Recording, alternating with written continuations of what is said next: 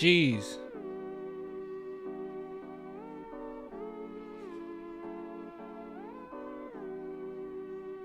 All right. Can you guys hear me? Can you hear me? Can you hear me? I feel like Tupac said that. I don't know if he said that or not. Sounds like Tupac. It's really cold in here. I need to get a blankie, y'all. I think I'm gonna go get a blankie.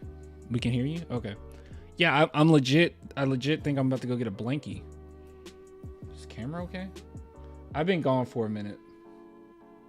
As you guys know, all the videos over the past couple weeks have, yeah, they were pre-recorded like from last stream. So we went over like 20 something topics last stream, but I'm back now.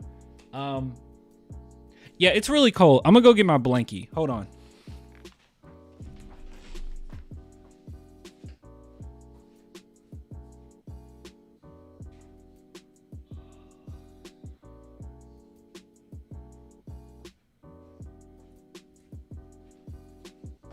All right.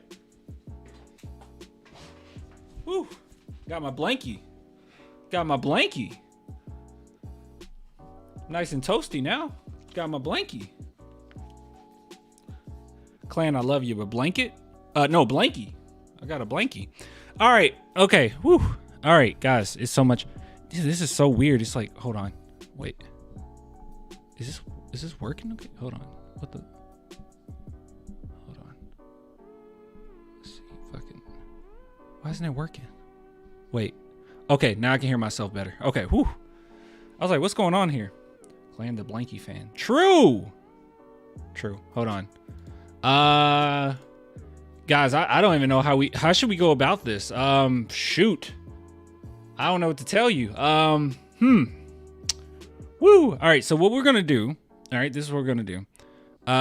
We're going to go over the game. You see, today's Thursday. The next game is Sunday, right? So how much could I go over? Friday, Saturday. Okay. We can at least do 5. We can do 5 topics. We can do that. I think that's fair. You guys good with 5 topics? Let's do about 5 topics.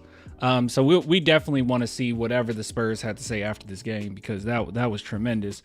All right, guys, chat, for the love of God, this game, I was screaming the entire time. I know my neighbors were upset. I was screaming the entire time. Funny enough, I was on the phone with Switch Hill. You guys know Switch Hill is my best friend in real life. So we were on the phone the entire game, and I was screaming the entire time. I mean, I was just screaming the entire time. I was making them laugh because I was just screaming the entire time. This was incredible. This game was absolutely phenomenal. I loved it. I loved every second of it, because I feel as if it revealed all of our best traits, and it also revealed all of our flaws, right? I loved this game. I loved it. I absolutely loved it. And I knew, and this happens every single time, I knew Wemby was going to step up to the occasion. He knew, I'm going against Giannis, I'm going against Dame, and he was the standout for a big chunk of that game. If it wasn't for minutes restriction, I'm going to be real with you guys, we're looking at 0-3 Duncan right now, okay? I mean, he's not as good as 0-3 Duncan yet. But what I mean is, we got a guy that's on the team, and he's surrounded around guys on his team that are fairly good. We're going to get into each player, how they played or whatever. But he's surrounded around guys that's not as good as him at all. And he carried. He carried on both ends of the court. He absolutely carried. It was incredible. I mean, it was absolutely incredible. I mean, I don't know what play. There was so many wow moments. Like every game thus far, watching Wembanyama, there's been like one wow moment, right? Like we'll say, whoa, we remember that from this game. We remember this from that game. This one had like 5, right? I mean, we got the behind the back Manu Ginobili fast break and one dunk. We got off the backboard dunk, splitting 2 defenders, one of which was Giannis, off the backboard, alley-oop to himself dunk. We had Giannis trying him, and he just absolutely devouring that shot. It's like, where's this welcome to the NBA moment? I've been waiting for a while now. I was told by Rockets fans that it would come. I was told by OKC fans that it's coming. Just wait. You're going to get that welcome to the NBA moment. And I haven't seen it. I have seen a lot of welcome to the WNBA moments, but I have not seen any welcome to the NBA moments for Wemby yet. I haven't seen it. I'm waiting though. I'm waiting. You would think that it would have came against the Bucks because everyone said, hey, he's too skinny. Against Giannis, he's just going to bully him. No, that is not the case. Also, can we stop? I mean, I know that this is not part of the segment. Can we please stop? For the love of God, stop comparing Wemby to Chet Holmgren. Chet Holmgren is a really good player.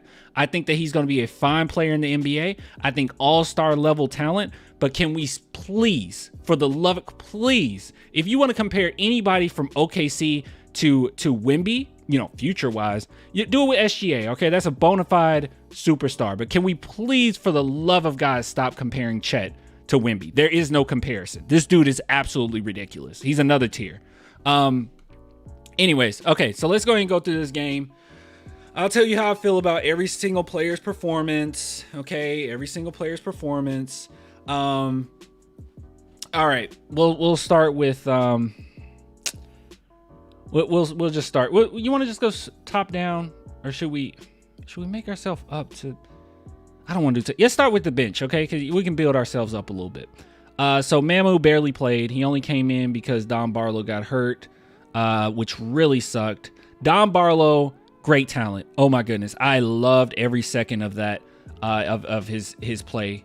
He is not a center, but for him to be out of position, I mean, he can play power forward / center, but for him to be out of position, he did a really good job. He played really tough. He had 2 blocks, a steal in there. Surprised he only had 1 rebound. I guess he was just fighting for rebounds. But he was getting some good box outs in there. Went 3 for 3. Just a solid player, okay? Very solid player. And one thing that I noticed, he was absolutely keyed in. There wasn't one play from Don Barlow where his age showed. There wasn't one play from Don Barlow where I felt like, oh, he's lost out there. None of that. He was spot on the entire game. He was right there. I loved it. I absolutely loved every second of it. And it's so sad, too, because I think I posted, like I said, everything was pre-recorded, the videos prior. And I ended up posting about Don Barlow, and I said, hey, it's still relevant. He played well in the G League. I'll post it anyway.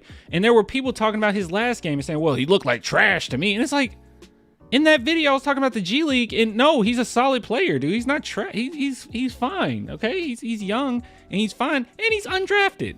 I know that he basically was undrafted because he wanted to go to the Spurs. There were teams that wanted him in the second round, but he said no, I'm going to the Spurs. But still, like, yeah, I don't know. I feel like people need to chill with that off of one game. But anyway, Osman, guys, I'll be real with you.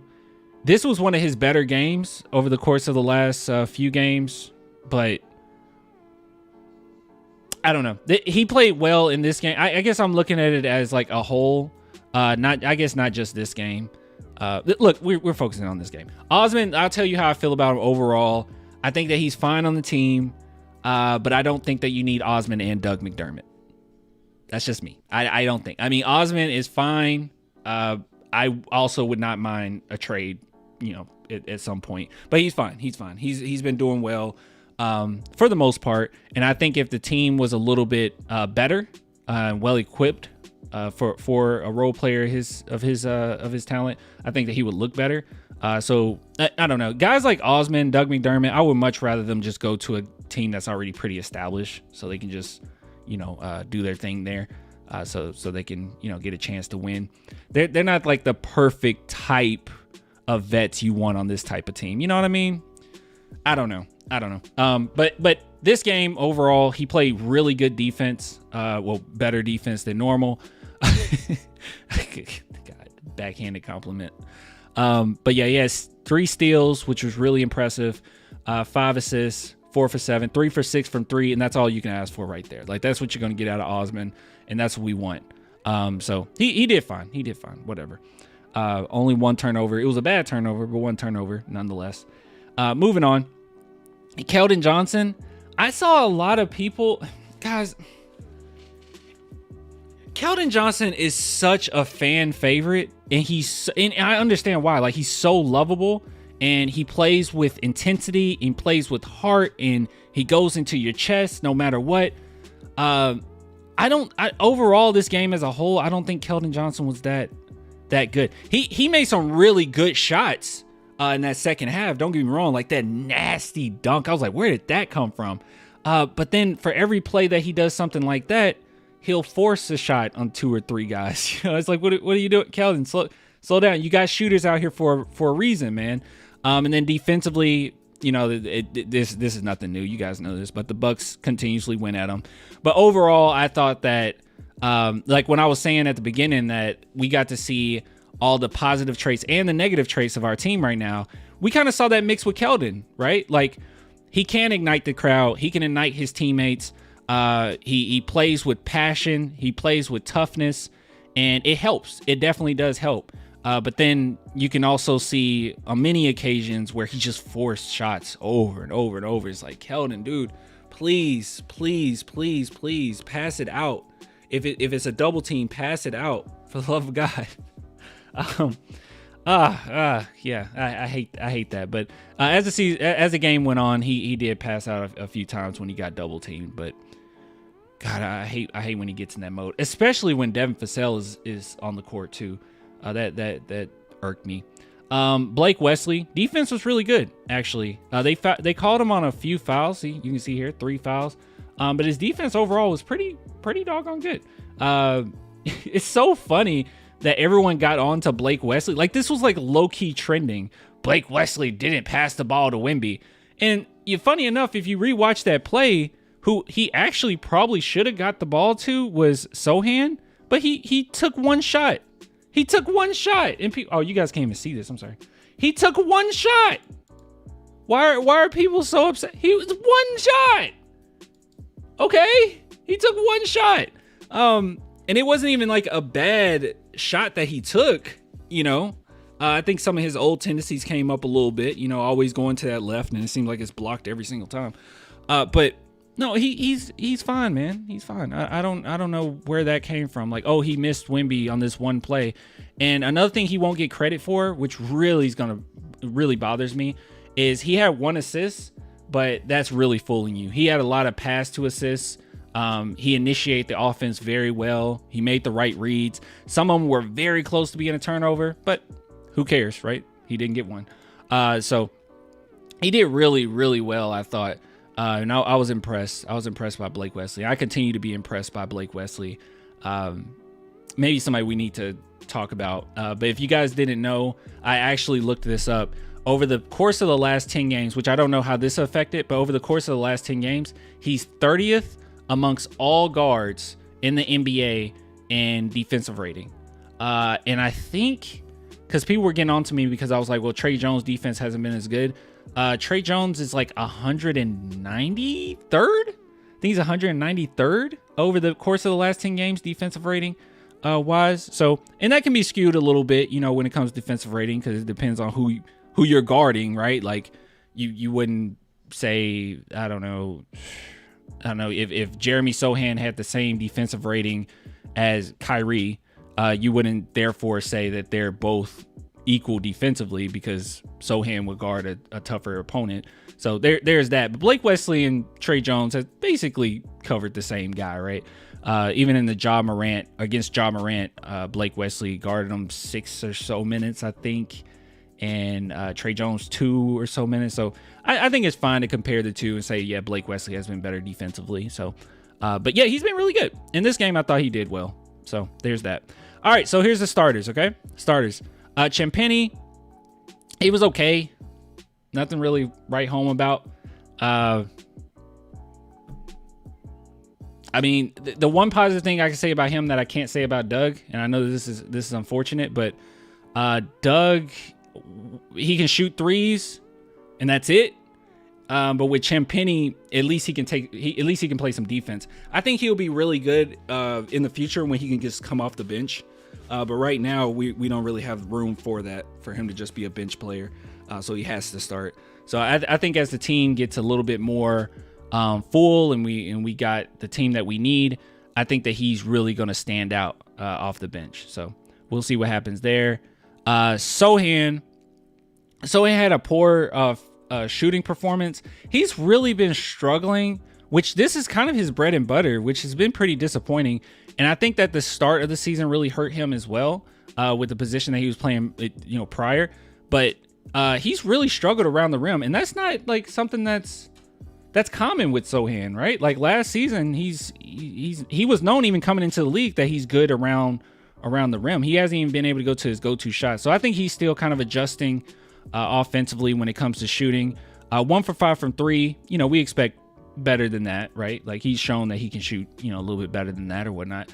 But shooting wise, nothing really there. But that's probably never going to be his bread and butter. I'm never expecting Sohan to average 20 something points in his career. That's not the type of player he is. It's all that groundwork, right? It's all that grittiness that he brings to the table. And that's what we got out of him in this game. He had 8 rebounds, which were some really tough rebounds, by the way, that he was snatching. 5 assists, 2 steals, and a block. And I'll be real with you, I don't even remember the block, but he is a nasty man.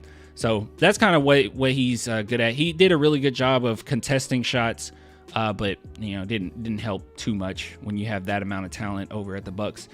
And also Sohan having to be moved to center, power forward constantly. That was pretty tough too. I mean, these are some really tough assignments. I mean, there's only so much he can do. He's not going to be able to guard a Giannis, right? He can guard maybe a LeBron James type of, you know, player, but he's not going to be able to guard a Giannis. It's just too much power, too much length coming at you.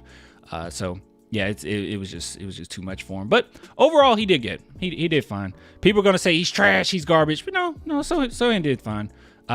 You got to kind of keep in mind what he's good at, what he's there for, and for what he is. He's been doing what he needs to do. So I'm not really mad at Jeremy at all. He brings other things to the table. Let's see. When Jeremy came in the game and late in the fourth for Osman, that was the game changer. Osman was playing great. The late open 3 that he took would have been Osman. Okay, you can't just say it. The late open 3 that he took would have been Osman. You don't know. Osman is known as a 3-point shooter. Sohan being open more than likely is because. So yeah, I'm not gonna play that game. Okay, Sohan did fine. He did well, and honestly, when it's all said and done, I would rather Sohan be on the team than Osman. Anyways, we're gonna save Wemby. Let's save Wemby. We're gonna go to Trey Jones, then we'll do Wemby and Devin. Okay, let's save these two. Trey Jones, my boy, Trey Jones. God, people are gonna hate this. You're gonna hate me. Oh, you're gonna hate me for this take. He did okay. He had a good game for what he is, for him being a kind of a game manager, adequate point guard. He did fine. I guess my only thing with Trey Jones that I get irritated with, and it has nothing to do with him. I think it has more to do with like fans, because I think he gets overrated a little bit, just a little bit sometimes. I don't know. I think he gets overrated just a tad, but overall, wait, the live's cutting out. Is this true? Everybody's the live cutting out? Restart the thing, please. Restart it, refresh it. I don't know why it's doing that. Yeah, because you are lagging, my friend. Really? Mine's look fine over here. I'm not getting any notifications that anything's wrong. It's not cutting out. I don't know what's going on. So anyways, when it comes to Trey Jones, I thought that he was adequate. The thing that's going to irritate me is that if you have any type of criticism, people will immediately say, well, you had 18 points. He went 7 for 13. But a big chunk of these points came from Wemby, right? Like Wemby brought so much attention. It made it way better for Trey Jones. But kudos to Trey Jones for knocking him down, right? You still got to knock him down. And he did. So he just is, I guess the thing with Trey is like, he is who I thought he was. You know what I mean? Like, that's the main thing. It's like, he is who he is. He's not like a star. If the Spurs were to trade Trey Jones, or they walk away from Trey Jones, I don't think the Spurs really miss anything, especially when they get a point guard in the future, He just kind of is who he is. I don't know. But he did a fine job. He did fine. Defensively, he did better than he did in the first quarter. Like, he kind of locked it down a little bit. So he did well in that regard. He hit down the shots that was given to him. So that's good. That 3 at the end, that missed 3 at the end, like I said, we got to see the positive traits and the negative traits of this team. We got to see all the weaknesses that we have, and that's a huge weakness. And I've said that over and over again. And I do find it kind of funny, just a little bit from Spurs fans, just a little bit, kind of funny that everyone kept saying we're going to win as soon as you start Trey Jones, as soon as he gets starter minutes. Well, he got starter minutes. He should have been in the game at the end, right? I don't think that he shouldn't have been in the game at the end. Sure, he should have finished the game.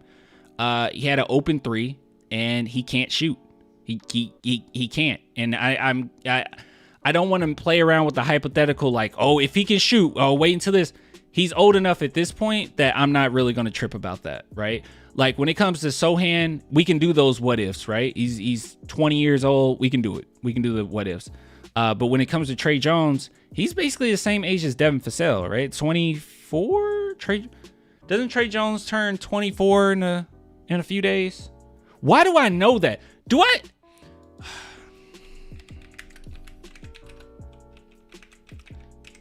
Let's see. Oh my God. Why do I know these things? That's so weird. I shouldn't know Spurs. I got a problem. I shouldn't know their birthdays. This is so weird. Yeah, so he's going to be 24 soon. I don't know. At this point, it's like he is who he is. I'm not going to trip about it, right? But Devin Vassell, he... Gosh, I'm so ready to talk about Devin and Wemby. Devin made me angry. He made me angry. Oh my gosh. Thank you, Ruru. Vote Victor Wembanyama for All-Star 2024. Tell your friends also happy birthday, Vic. Go Spurs, go. Yeah, guys, make sure you vote for Victor, please. I think it's vote.nba.com. But look, just type in Google vote All-Star NBA, it comes up. So, all right, okay, listen, guys. Devin Vassell pissed me off. He did.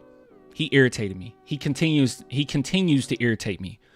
Because why can't he be aggressive all the time?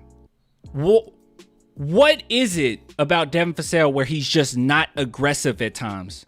This was a very tough game, but he was the most aggressive that we've seen. I want every single game. I don't care if he goes 1 for 20. Every single game, he should attempt about 20 shots. There's no excuse for Devin Vassell to not play aggressively. I really do mean that. He can go 1 for 20 and I won't get mad. He has to shoot. He should be a volume shooter, a volume scorer. Like, he's a decent defender. Don't get me wrong. So, I mean, you can regard him as a two-way to some extent. But at the same time, it's like, Devin, my boy, this is what you do. This is your bread and butter. You're a better shooter than you are even a defender. You're a better shooter than you are a facilitator. Shoot the ball. You are a legitimate threat.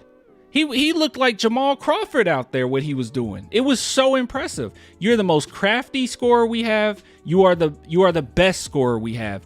Why are you not taking this many shots on a continuous basis? I don't get it. I don't understand. He was so aggressive. He should have been called for a few fouls, by the way. He was so aggressive. He had 30. This doesn't happen, okay? Or at least I feel like this is rare. To have 34 points and not go to the free throw line once. 34 and not at the free throw line once. Let me see. I know Giannis had like 44 points. Okay, he went to the free throw line 6 times. That's stupid impressive. But you get my point, right? Like Damian Lillard, he had 25 points. He went to the free throw line 4 times. Like, this is what I'm talking about. I mean, even Wemby went to the free throw line 6 times with 27 points. Like, this is ridiculous what he's capable of doing. I don't know where this is coming from, where he's not aggressive all the time. And you can say whatever you want about Pop. Actually, don't, because whatever you say about Pop, you're probably wrong. But Popovich, I mean, they even had him mic'd up this game. He told them, he was like, look, stop thinking about it. Just shoot. Just do it. Don't worry about it. So I was totally fine with guys taking wide open shots. Let's be real. Trey Jones thought about that 3 at the end, but he was like, just shoot, just let it go. And he was talking about Devin Vassell as well. Just do it, man. Just go for it. No one's going to save you. No one on this team is going to save you. It's literally you and Wemby as far as scoring wise. And Keldon's the third guy as far as scoring. Sohan ain't gonna save you. Sohan, he can get you a 30 piece every blue moon, but he's not that type of player, right? He's more of a pillar, more of a connector. That's what he is, and he does a great job at it. And good defender, you know, that's what he is. Your defensive, well, Wemby's your defensive anchor, but your secondary defensive anchor is Sohan. Like, that's what he is. Who's gonna save you? Trey Jones can't shoot. Champagne's a role player. Who's gonna save you? Take the shots. Stop. Stop deferring. I don't know why Vassell defers so often. Take the shots. This is what he's capable of doing. Seriously, if we came out of this game and Devin Vassell missed every single shot he took, and he took 21 shots, I would say I am so glad that he's shooting. Who else gonna do it for you? And I'll tell you this right now, if the Spurs manage to get, which they will, I mean, we got some great draft picks coming up. When the Spurs manage to fill up this roster a little bit, you get a point guard, get another scorer, maybe another two-way. Devin Vassell is gonna be a bad man. Can you imagine this type of guy being your third best scorer? Oh my God. Oh my God. It's like CJ McCollum being your third best scorer. Like, oh my goodness. But anyways, so he just made me mad this game, because I'm like, where has this been? You know? Honestly, actually, if we go, hold on, before we go into Wemby, I'm sorry, Wemby. Oh, Wemby. Let's see, Devin Vassell stats. We're gonna go to the splits. Let's go to ESPN.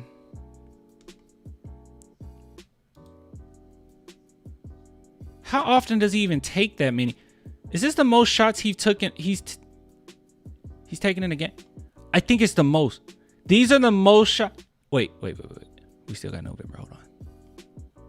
Yeah, even through preseason, these are the most shots he's took this season. Why are you not doing this? Last game, he took 8 shots. I was at this game, and I was like, what is Vassell doing? He took 8 shots. Take 20. Go for 20. At the very least, go for 17 or 18. But please, for the love of God, go for 20. Take as many shots as you can.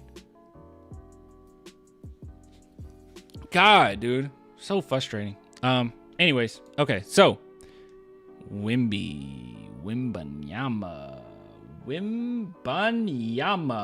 Oh my God. Wembanyama. Wow. What should I do? I want some type of like visual on the screen. Hold on. I'll just play what I got recorded. What I got my girl to record at the game. Let me see. I think I posted. Didn't I post it on? Here it is. This is my visual, okay? Sorry. Ew, why is it so pixelated? It's not pixelated on my phone, I promise. Yeah, I don't know why it's like this. Yeah, this is the visual, okay? Like, Wemby is a bad man, y'all. He is a bad man. He pulled out every single trick he had in the book. He had so many different tricks in his hat, and he pulled all of them out. He showed the world what he is, and it's so insane that as soon as he turned 20, I mean, basically still 19. He's been 19 longer than he's been 20. He just absolutely demolished the Bucks. I mean, they were in disarray. Seriously. Clan, today is Victor's birthday. I know, he's 20. I know, he just turned 20. He had them in disarray. I mean, it was like, what do you do? What's kind of crazy about the whole thing? Was I'm looking at Victor and I'm like, okay, guys are being able to push you around a little bit, but it's like he's so good on his feet. He's so flexible. He's so fast. He's so quick. He's so keyed in on every single play that, like, even when they get him off of his feet just a little bit, he's still there to block it. It's crazy. And I just been waiting for this welcome to the NBA moment for so long that everyone told me was coming, and it has not came yet. It hasn't came. I've been waiting. I mean, Giannis went right into his chest, and any other player, you're like, oh, dang, he got him there. And he still blocked him. Look, guys, if Giannis can't... Wemby, this is the worst version of Wemby. If Giannis can't bully Wemby, who's going to bully him? It's not like Giannis wasn't trying. Giannis got the... I mean, he has more basketball IQ, so I'm not trying to make a complete comparison, but he has like the Keldon Johnson mentality, like, I'm going to go at you, right? I'm aggressive every single game. I'm going to give the fans what they came for. Every single game, he's coming at you. And he wasn't playing the Spurs any different than he played anybody else, but he could not bully Wemby. If he can't bully Wemby, who can? Seriously, Giannis is the closest thing we've seen since Shaq. Who's gonna bully Wemby? It's incredible. This is the worst. This is the worst version of himself.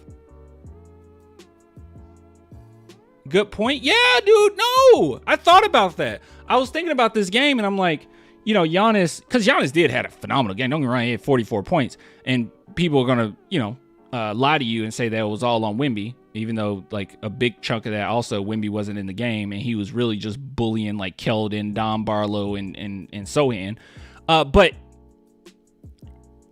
he didn't bully Wemby. He had a really good dunk on Wemby where I was like, ooh, that was nice.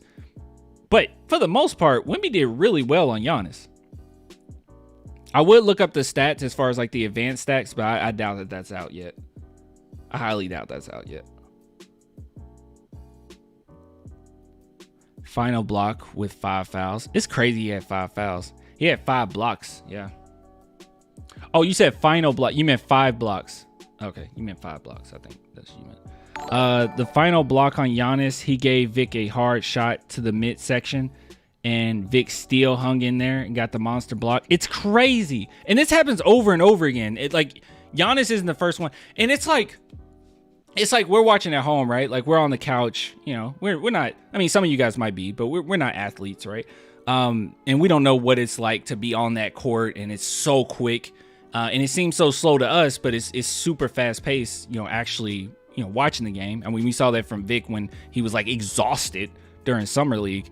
But what's crazy is like when we sit back and watch the game, we're like, why do you keep going at him like that?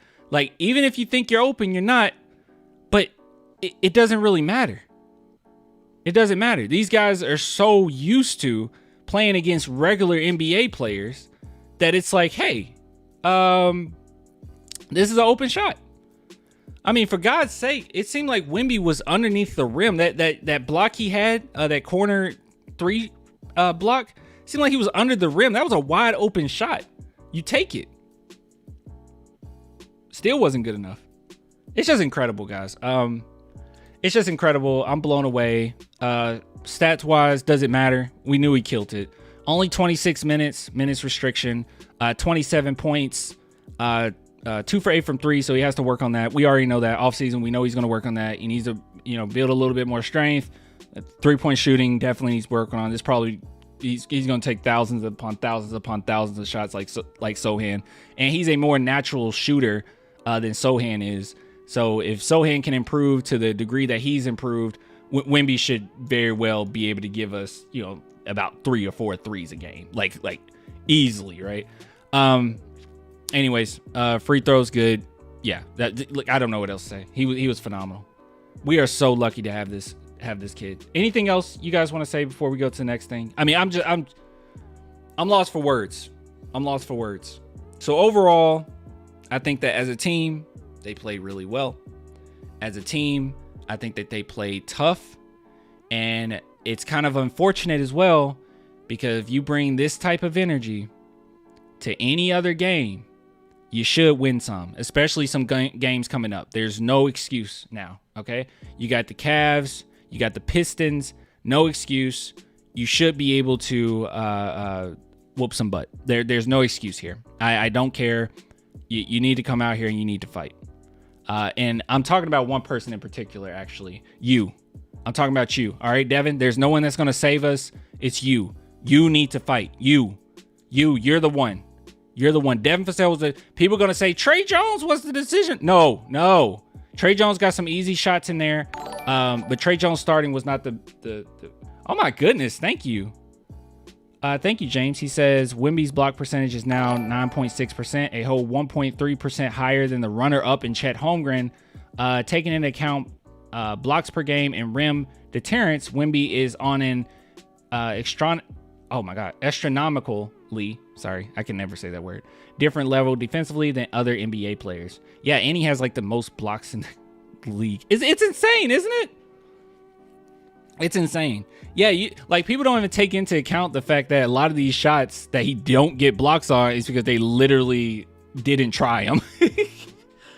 That's a good point, though. This game was worth a rewatch. Great game. Yeah, it definitely is. And you can watch it a few times. We don't play till Sunday. But yeah, anyways, people will say Trey Jones starting. That was the difference in this game. No, it wasn't. The last time the Spurs won, Trey Jones didn't even play.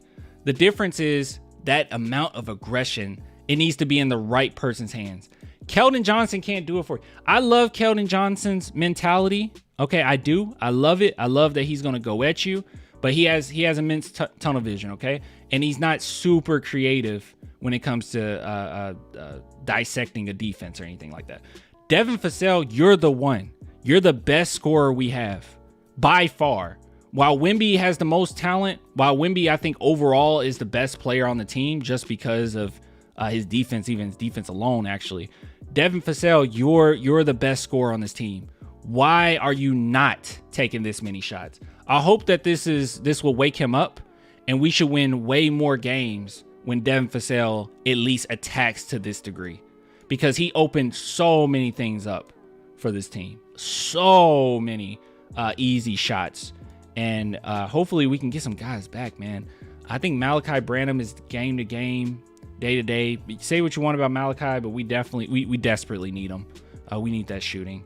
So hopefully that's a thing. Guys, where's Doug McDermott?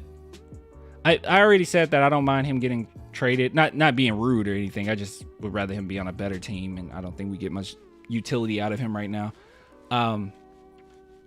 Does anyone know? And then we'll end this segment. Where's Doug? Anybody in the chat know? Because I genuinely don't know where Doug McDermott is. He's getting a haircut. Ah, okay. Makes sense. Okay. Yeah, he can get traded. I'm just kidding. Apparently has a minor injury. Was it from... When did he have it? He had an arm contusion. Okay. All right. I didn't know. I missed it. Doug and Chetty would be awesome with contenders. That's the problem, right? They kind of are. It's kind of the same with Trey Jones too. Like I mean, I would definitely get rid of Osman and Doug before him, but like it's kind of like these guys fit a mold. They are what they are, right? So them being on a better team, they would really stand out. Or at least they would get more. Those teams would get more utility out of them. We don't get a lot of utility out because we have games where Osman, Doug McDermott, and Keldon are playing together. What are we getting out of that, right? Because you got Keldon, who obviously has some tunnel vision. He's not passing it out necessarily to his two shooters. So he's probably going to be 50% because he's going to take the shot regardless. And then on the defensive end, there's no one that can guard. Keldon's not a good defender.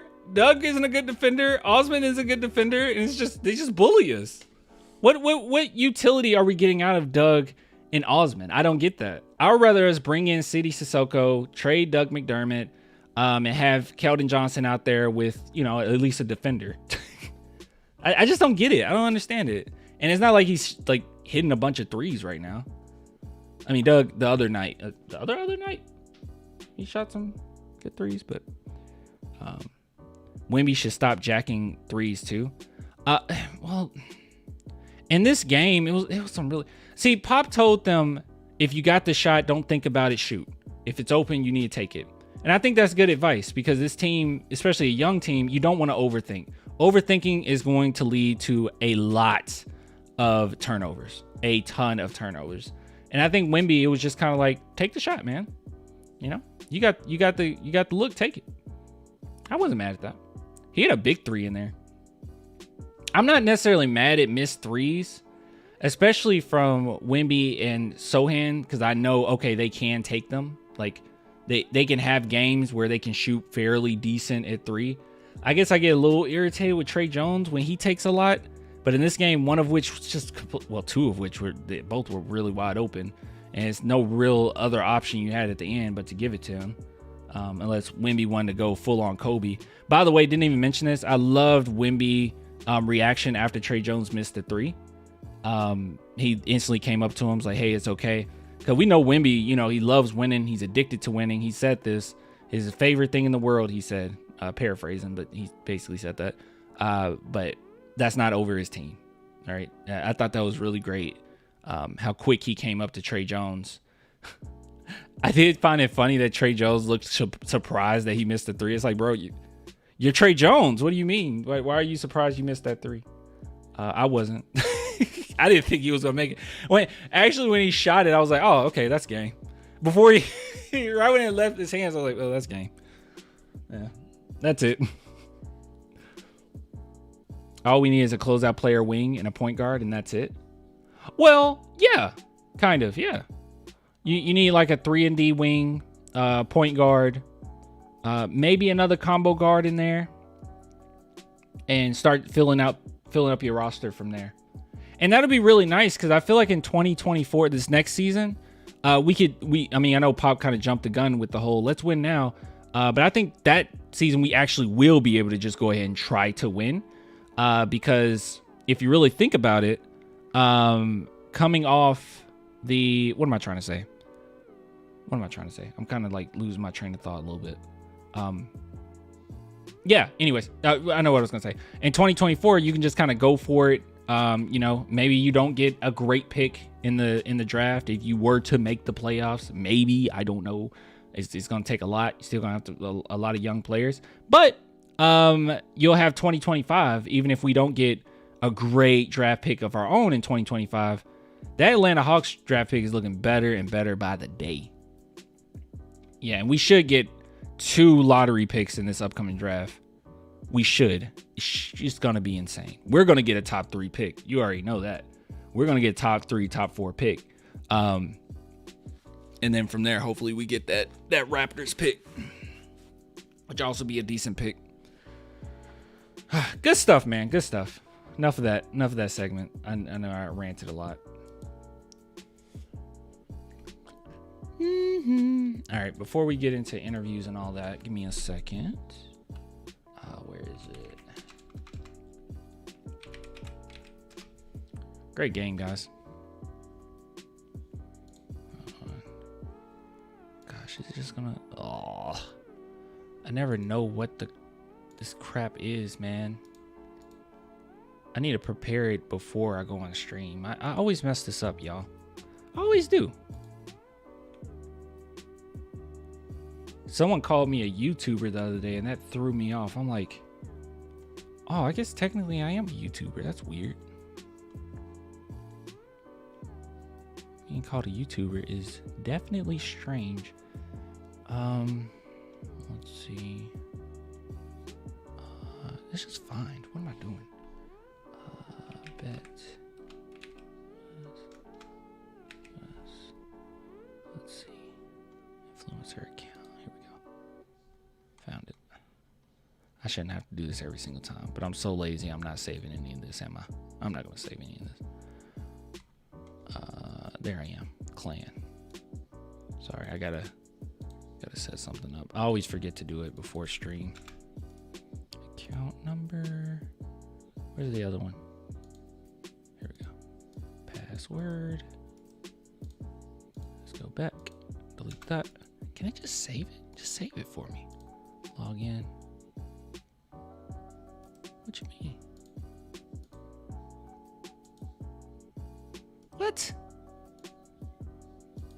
It does not match. What do you mean it does not match? Oh my gosh. Is that not it?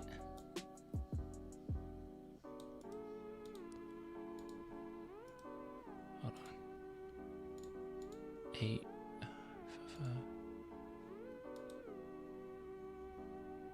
Okay, God, that took forever. Jeez. Anyways. All right, guys. Okay, so before we continue, just a quick little something from our sponsor of not only this video, but the whole live stream and this entire channel as a whole for this season. BetUS. BetUS, America's favorite sports book, where you can bet on everything, anytime. Sportsbook, casino, horse racing, live betting, and more. We have the best bonuses in the industry. That's right, get a 125% sign-up bonus. And to celebrate our 30-year anniversary, we are giving up to 30 risk-free bets, a truck, Super Bowl tickets, and more. Don't miss out. Play smart. Join now. BetUS, where the game begins. All right, so big shout out to BetUS for not only sponsoring this video, but this live stream and the channel as a whole for the entire season. If you guys don't know anything about BetUS, they are a sports book. You can do multiple different props. You can bet on over or under rebounds, over or under points, assists, all that good stuff. And I'm actually going to show you a little bit here. If you go to basketball section, because that's what we care about, all right? We don't really care about anything else around here. You can see here that there's so many different stuff. Let's go down to NBA, actually. I always like to see the NBA championship winner. If you just went in and bet on this would be insane. Okay, so if you wanted to bet on San Antonio Spurs, did our odds increase? Our odds did not increase. Okay, they are still the same as they were last time we saw it. But if you wanted to bet on the San Antonio Spurs, as you can see here, all you do, you just click there, and then it'll come up right here. My computer sucks. It'll come up right here to say, hey, place your bets, and it'll also show you the earnings in which that you can get right there. But honestly, if I were to do it, I probably wouldn't do Spurs. I'll be real with you. I'll probably do I'll probably do Suns. Me personally, I would go with I wouldn't do Suns. That's insane. Lakers, I feel like Lakers is tough. I'll put my money on the Lakers. But anyways, if you want to bet on the Spurs, just say $5. You're like, I don't know, Clan. I'll put $5 on it. Well, if the Spurs were to win the championship this year, you will make $5,000 from $5. Okay, like absolutely insane. You said Clippers? Oh, the Clippers would be a good one. Where are the Clippers on this list? Okay, you got me curious. Hold on, let's do Clippers. Let's do 5. 5 is 60. All right, let's do 150. Oh, you can't do 150. You can do is 50. Okay, sorry, I'm dumb. But you do 50. 600. Yeah, that would be a good one actually. That's not bad. That would be a good one. But anyways, yeah. So you can put 50 on that, and winning will be 600. God, what a good one. What a good one to put down. Yeah. Who said that? Let me see. Joe King. I love you and I love you and the Joker. Anyways, if you guys want to support this channel and also check out BetUS, just go to the link in my description. You receive 125% bonus. What does that mean? You put in $100, you get $125 to play with. Just use the link in my description. And remember, when you're supporting the sponsors, you're supporting me. So it means the world to me if you guys would at the very least, go check out BetUS and see if you like it. Okay, bet responsibly. All right, that's always good. That's always a good thing to do. All right, okay, so let's go ahead and go into the next order of business. So there's some discourse. All right, guys. There's some discourse that I was not able to get to. I was not privy to get to it because I was out of town visiting family for the holidays, so I was not able to see this. But here it is right here. So I was actually at this game. Funny enough, so this discourse was crazy, okay? So basically what happened was Wembanyama checked himself into the game. He was already over his minutes restriction. I think at that point he was already at 26, maybe? I'm not 100% sure. And I remember being watching the game, or being at the game, And I was like, well, Wemby's not coming back in because I knew that he already hit his minutes restriction.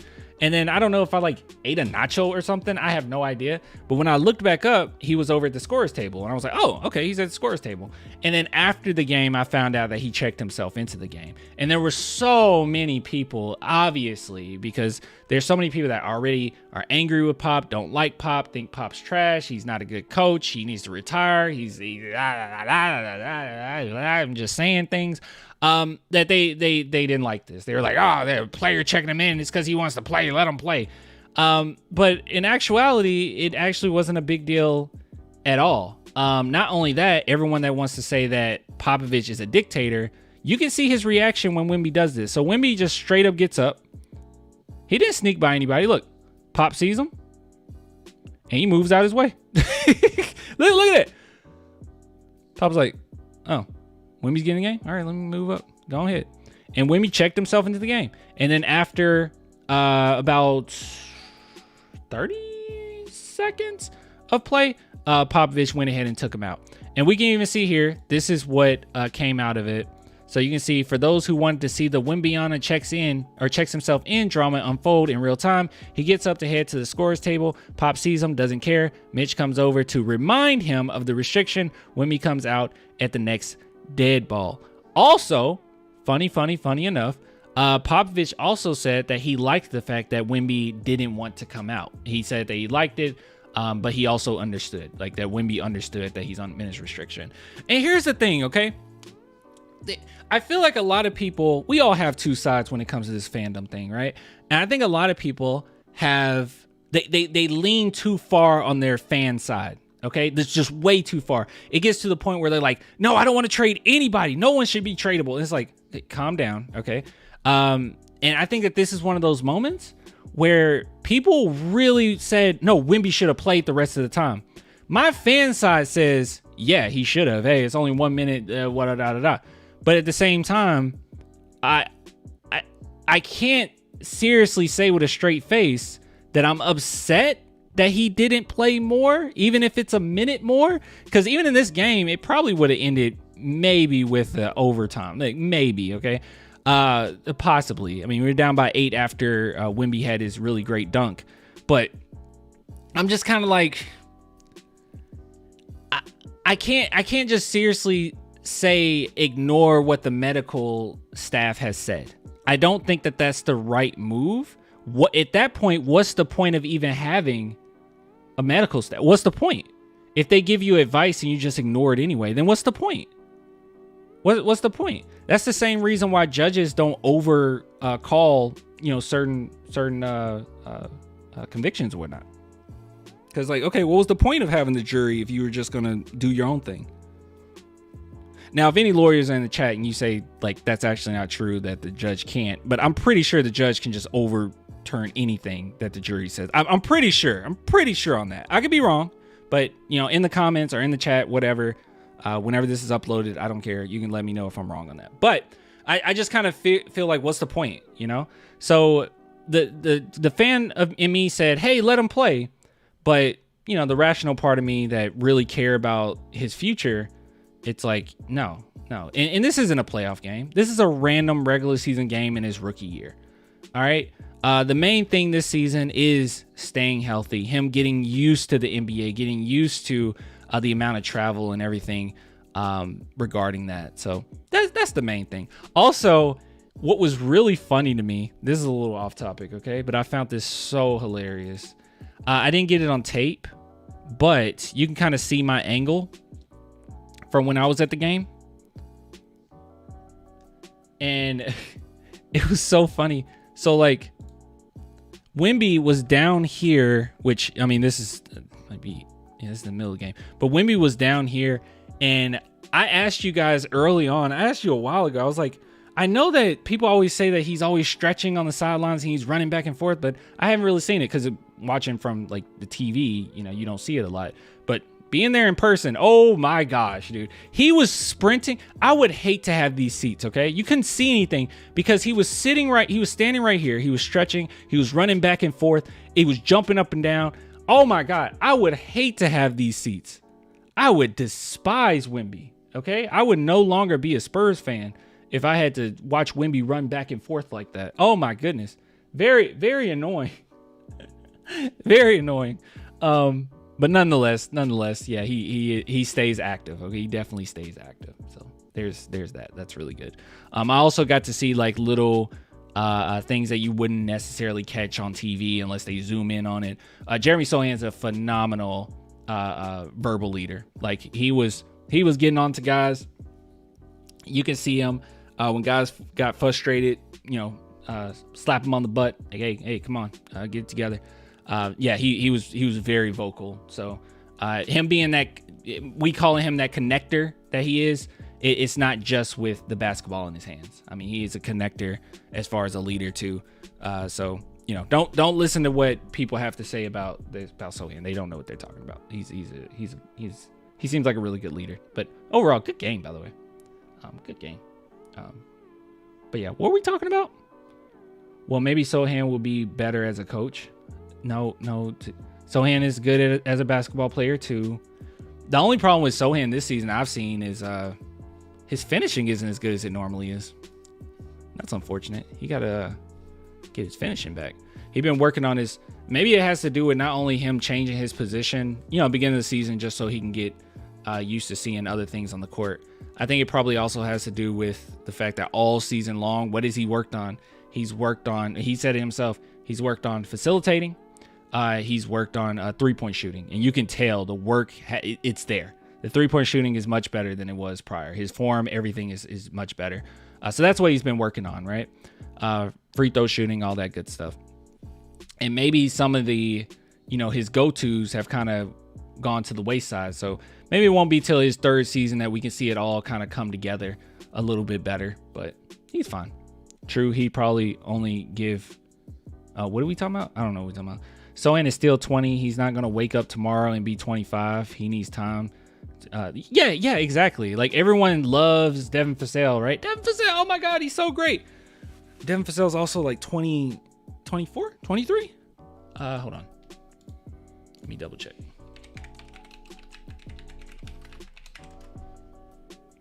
Yeah, 23. Yeah, so Devin Vassell is 23. Everyone loves Keldon. Keldon's 24. Give him some time, man. Give him some time.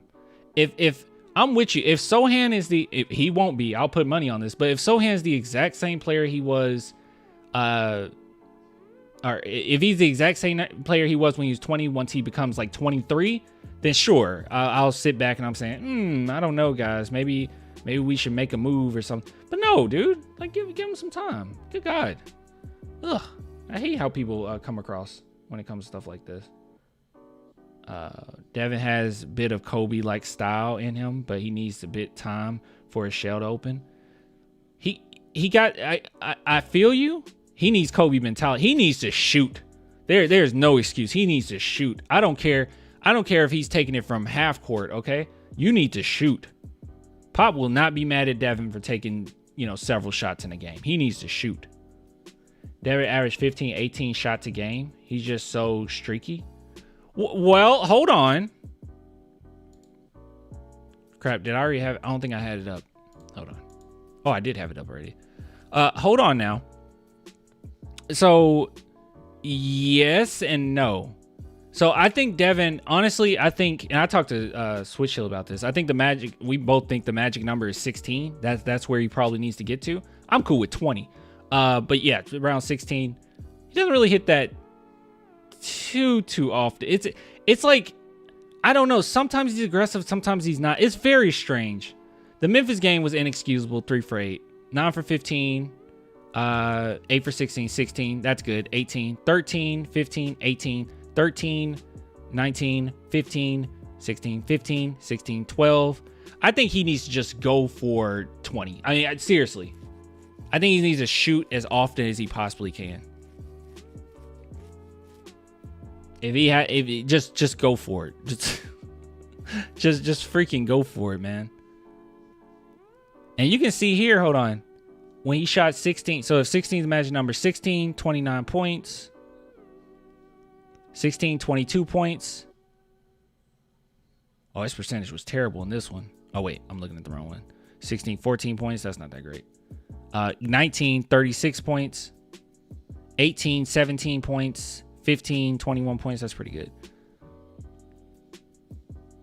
But yeah, it was just a level of aggression. Just go for it. Don't worry about it. Shoot as many shots you want. Who cares? It's a mini games. It just feels like he just disappears. Yeah. Anyways, good stuff. When he plays 24 minutes, you can shoot more than him if you play 33. Yeah, true.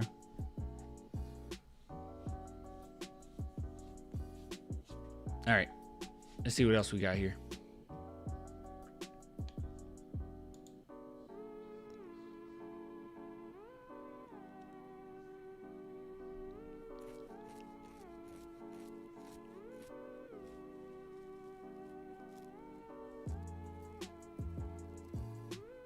Oh, I see what you guys are talking about. It says my bit rate should be at 6,800 and it's at 3,000. Okay, I don't know if I can fix that during this stream, but I can try to fix it later.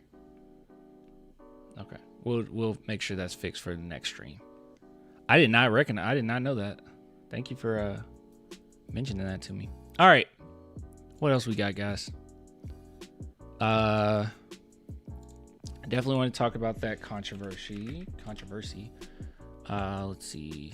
Let's type in San Antonio Spurs. So we got Wemby, we got Devin, and we have Keldon all talking about this game. So let's start with, let's see, we got, shoot, I guess we can just go through. Hold on, let me make sure there's nothing else I want to talk about, because we can go through all these and make sure there's nothing else. I liked quite a few things on my way, or when I was out of town, that I might have wanted to talk about. Yeah, this is what I'm saying. Sohan isn't trash, okay? Only 3 sophomores have logged 100 plus points 100 plus assists this season. Sohan, Paolo, Jalen Williams. All right. He's impressive. He's doing his thing. And a guy of his size being able to give you about 5-6 assists is huge in a game. Let's see here. Let's see. Jimmy actually cooked Rodgers. Oh, Aaron Rodgers is an idiot. Let's see. Meta World Peace on Victor Wembanyama. He's the closest to Wilt we've ever seen.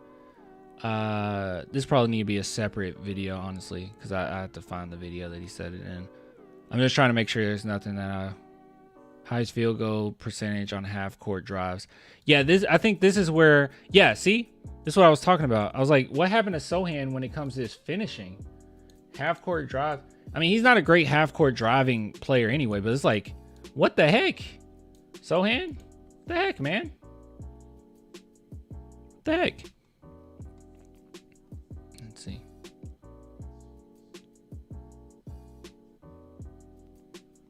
I didn't like any of this. What is this? Victor Wembanyama is second in D LeBron, our overall defensive impact metric, only behind Rudy Gobert.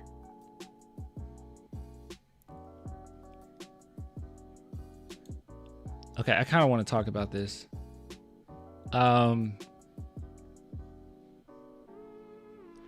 right, is there one? Okay, out of these 3 interviews, who would you not care whether or not we talked about them or talked about them? Yeah, which one would you not care about as much? Clan, check out Pop's interview. Okay, so we'll do Pop. Keldon, you don't really care about Keldon's. Okay, so Wemby. Okay, so Wemby, Fasel, and then Pop. Okay, we'll do that. Because I definitely want to go over this. I want to take somebody off. Well, actually, I took somebody off and just replaced them with Pop. I don't know. Okay, guys. Derek White. Okay, the great Derek White actually had something to say about Popovich. Before we look at that though, look at this. I didn't show you this. He did it again. Derek White's father, Richard White, he likes me. He really does. As you can see here, every single time he plays the San Antonio Spurs or his son plays the San Antonio Spurs, he reposts my video, my rap to Derek White. So if you guys want to watch that, you can go to YouTube, or you can go to, I guess, his page, but you can go to YouTube and just type in Clan the Spurs fan, Dear Derek, or Dear Derek White. It's on there. It'll come right up. Just type in Dear Derek White and it should come up. But I was really proud of this because you guys know he was like my favorite player since Ginobili. And I think the rhyme scheme is really good. I think it's really impressive. And he likes it. Every single time Derek White's dad posts this, okay? So I know we already know Derek White's seen it because he replied to it too. But I would like to think in my mind that every Thanksgiving dinner, Mr. Richard White brings this up to Derek. I would like to think that, okay? I would like to think that he plays this song every single time that Derek White plays. I like to think that. But yeah. Anyways, good stuff. Really cool. So let's see what Derek White had to say about Greg Popovich, okay? What do you have to say, Michael Jordan? You know, everybody in the... Sorry, let me put this in my headset. I know you guys can hear it, but I couldn't hear it. Hold on. Now in the echo. Oh gosh. Headphones, here we go. All right. Cool. Yeah, it was not everybody, but like high school, like they're like, oh, I got a chance to go to the league. Where I was in high school, I was like, let me try to get to college. And so it's just kind of a little different story, I guess. But I mean, he just kept pushing me and just knew he saw something in me that I didn't see in myself. And obviously, my first year, I was in the G League, which allowed me to figure out the NBA game. And then the doubts you had about your game, you better go toss it. That's great. And it's from there, just continue to push me and just add that confidence. I mean, I used to be in the mailroom. He'd walk in and just say, "You belong," and walk out. So just little things like that, which is cool to hear from the greatest coach of all time.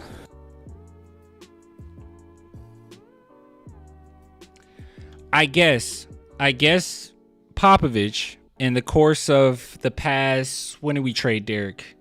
2022, early 2022.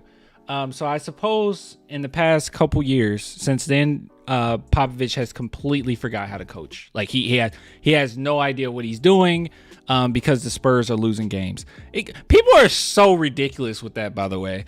Popovich is the perfect guy for this job. He knows his players. He's doing a great job. People are so ridiculous when it comes to Pop, man. I love to hear stuff like this, that he just give them that really quick "you belong," those affirmations. And I remember going to a Grizzlies game. This was a continuous issue with Derek too, with his confidence.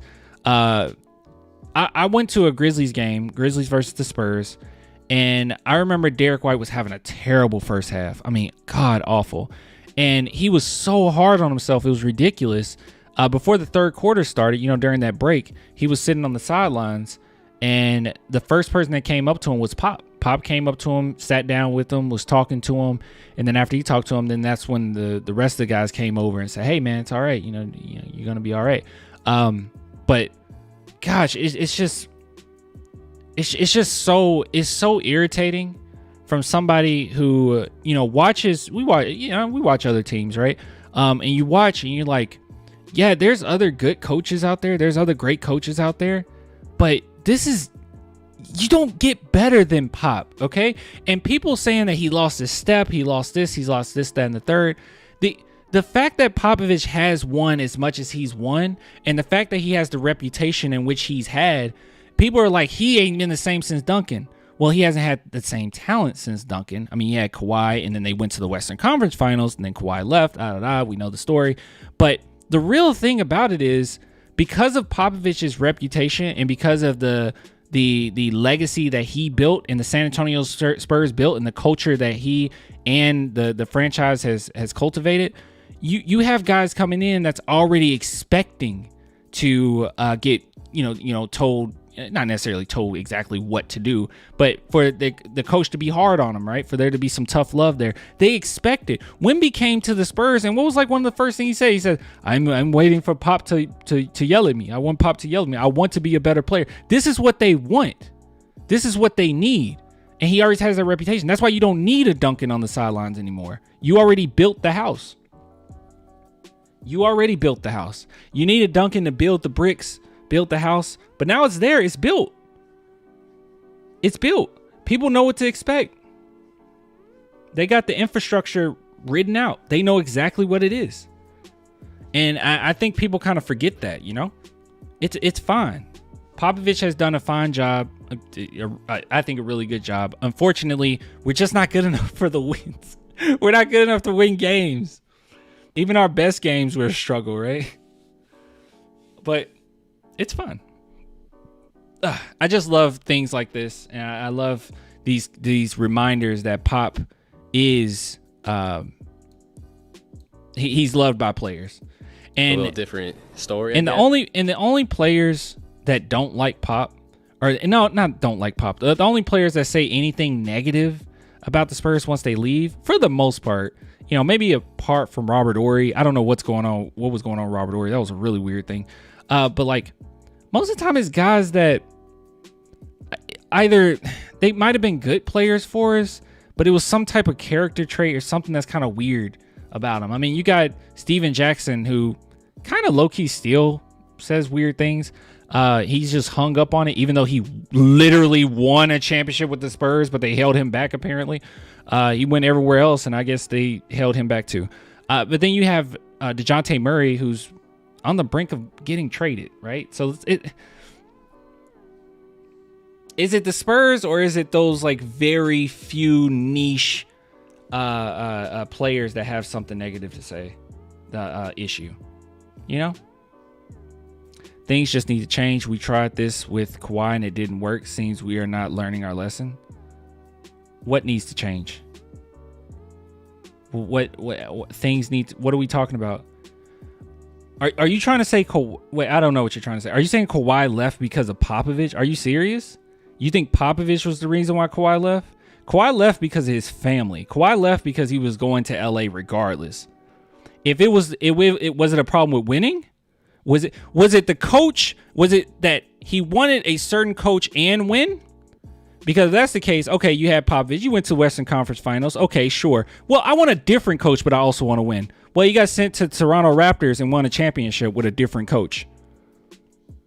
And I don't think anyone's saying Nick Nurse is a better coach than Popovich. But he went to the Toronto Raptors and won with Nick Nurse. And he still left. So no, it had nothing to do with Pop. Actually, in actuality, I think that Popovich could have convinced Kawhi to stay, because as you guys even know, I hate talking about this, but as you guys even know, Popovich was going to meet with Kawhi, and once he went to meet with him, Kawhi's family was there. Uncle Dennis was there, and he did all the talking for Kawhi. They couldn't even get in communication with Kawhi. No one could talk to him. They couldn't even communicate to him. Yeah, but no, it was Kawhi's family. It wasn't anything else. He was gonna be gone regardless. Clan, have you watched the video of LA talking about Kawhi's situation? All the smoke. Oh yeah. That's another thing we need to get at. I liked that on Twitter too. We'll eventually get to it. That's also one of those things that can wait. You know, we can wait on it. But good stuff. Good stuff. I just wanted to show you guys this because Pop needs more credit. Kawhi didn't like his HEB commercial. That makes sense. Okay, then that makes more sense. That's probably why he left. So, all right. Yeah, you want to just dive straight into the Popovich one then? Let's see, 20 minutes. Great game. Let's see. All right. Okay, so let's see. You guys keep talking about Pop interview. Okay, let's see what the great Pop had to say. No closed captions. It's only a minute long. That's wild. All right, what's up, Pop? What do you have to say? I'm sure he's proud of his guys. Everyone showed immense effort. Great game. I couldn't be more proud of the group. They did a lot of great things, and a lot of people played well. Unless you got the question that makes sense, I'm out of here. Is he not going to sit down? Is he really not going to sit down? What else can you say there? Oh, come on, Mikey. What? What did you want on that last play? What I wanted was An open shot. a different call on the last play where Giannis got a three-point play. But sometimes the calls go for you, sometimes they go against you, and you got to live with it. But that was a tough one to get that call at the very end of the game when our guys All were right rise. there. So Sorry, I missed it. Hold on. tough one to get that call at the very end of the game when our guys were right there. So What was the play at the very end of the game? What is he talking about? He said he wanted a 3-point play on Jan. What happened? I remember Trey Jones missed a shot. What are we talking about? I thought he was saying, did you want a different look on that shot? The Giannis and one? The dunk on Trey Jones? Giannis. Oh, okay. Oh, probably Giannis and one dunk after Wemby tied with his 3. Oh, okay. you live with it and you move on. That's the way it is. Did you like how Victor Oh, I just loved it.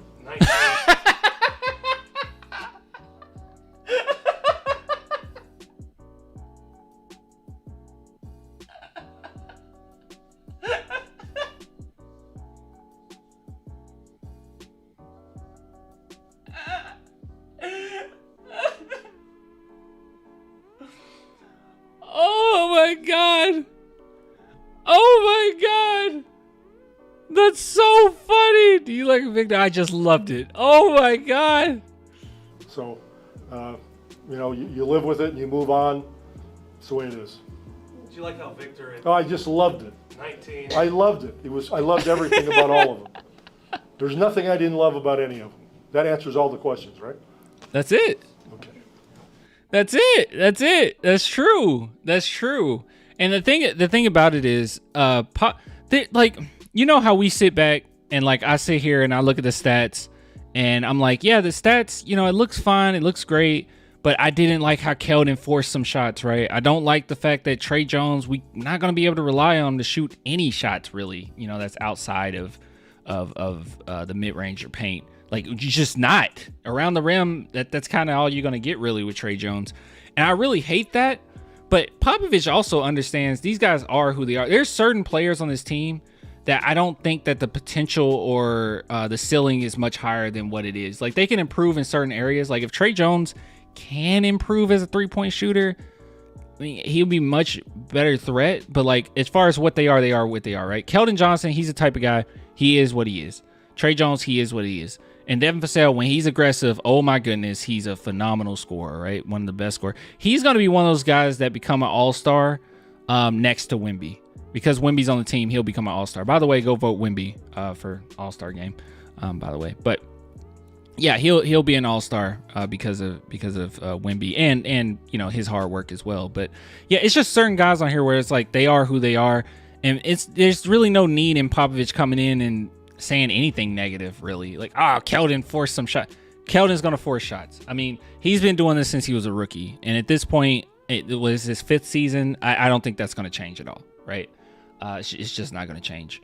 Trey Jones, the type of guy he is, he's been that his entire season, or his entire basketball career. Don't think it's really going to change the type of guy he is. So it's certain guys where you don't really mess with or complain about too much. But I mean, Popovich isn't gonna like key in on one guy anyway. But yeah, he loved it. I loved it too. I'm sure they're going out to celebrate Wemby's birthday as well. That's probably also why Pop was like, yeah, let me go and get out of here, so the other guys can come up and talk. Because I think Popovich was the first, right? Usually Popovich is usually the first they talk. The coach is usually the first they talk to, right? Or am I tripping? Hold on, let me make sure.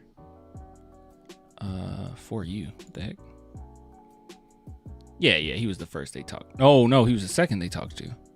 Guess they talked to Devin first, but yeah, good stuff though. Good stuff nonetheless. All right, so gosh, do we want to? Let's do Devin. Let's listen to Devin. Well, actually, before we do that, hold on, give me 1 second. I need to check something on my phone.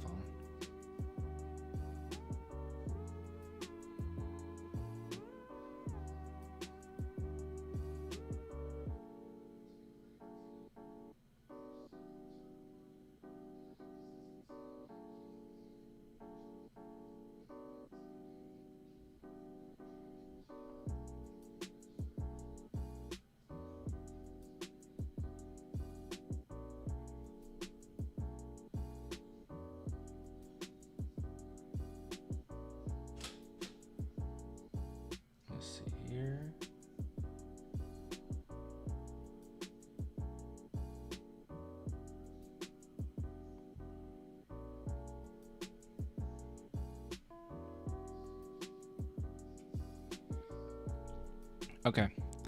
I voted Wemby and Fasale. White too. I voted Wemby. I didn't vote Fasale. I probably should have, but no, I just voted Wemby. I voted Wemby. Oh, okay, cool. All right. Okay. All right.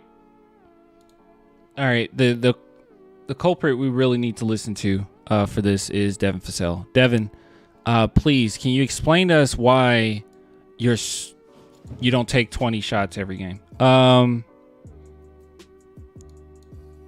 right, let's get this thing playing. No closed captions. Let's listen. Yeah, what was the design on that last play?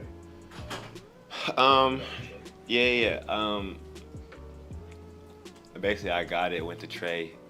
Vic was supposed to set a screen. They ended up switching it and kind of doubling it. So I passed it to Vic. And it looks like they stunned it at Vic, and Trey was wide open in the corner. I've seen Trey knock down that shot multiple times. Told him to keep his head up because at the end of the day, he's wide open, shoot the ball, and that's a good look for us. Everybody's being a great teammate. I love it. I personally would have called him trash. I'm just kidding.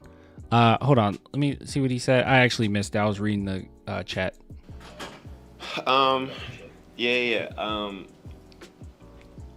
Basically, I got it, went to Trey. Vic was supposed to set a screen. They ended up switching it and kind of doubling it. So I passed it to Vic. And it looks like they stunned it at Vic, and Trey was wide open in the corner. I've seen Trey knock down that shot multiple times. Good stuff. I think just staying aggressive. I think there's times when I might miss 2 or 3 shots and not shy away and don't be aggressive. And at the end of the day, the team needs me to be aggressive. He said it. He said the thing. He said it. He said it.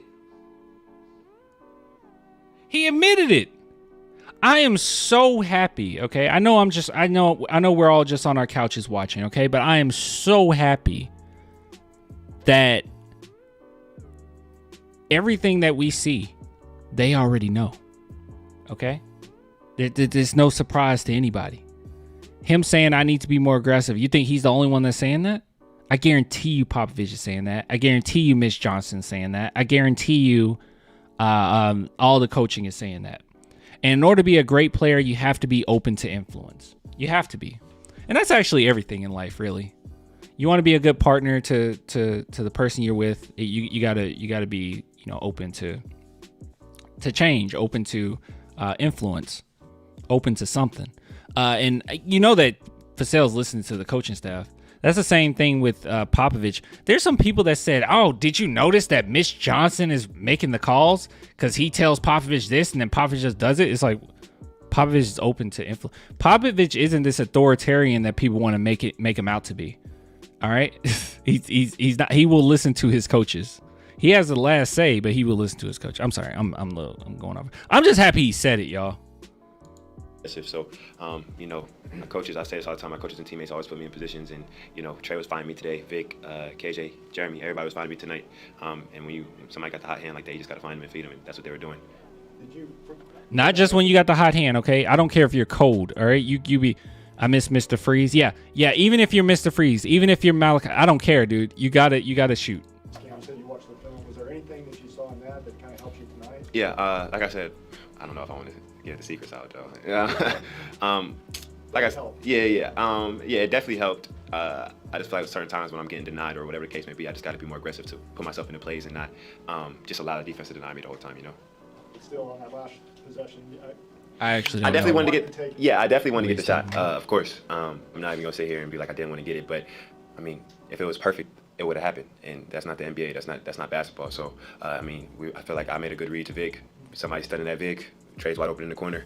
And we got a good look. Giannis. We lived with Giannis shooting 2 threes back to back, and he hit them. So I would live with Giannis shooting those threes compared to him getting to the basket every time. What was it like getting Trey at start time? True.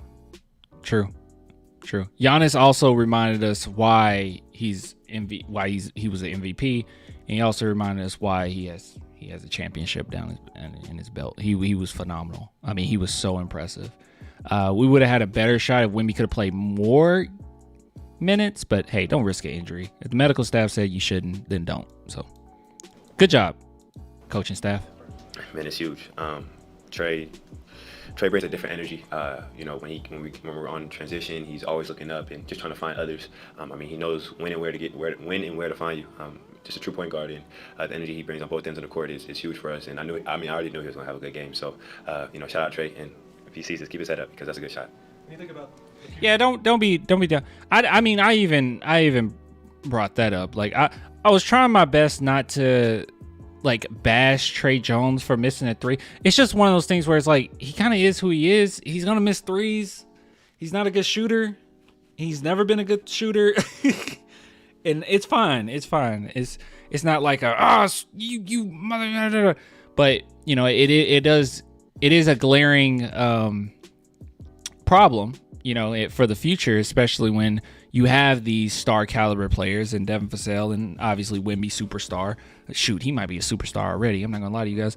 But when you have that, you need your role players to be able to hit those types of shots. You know.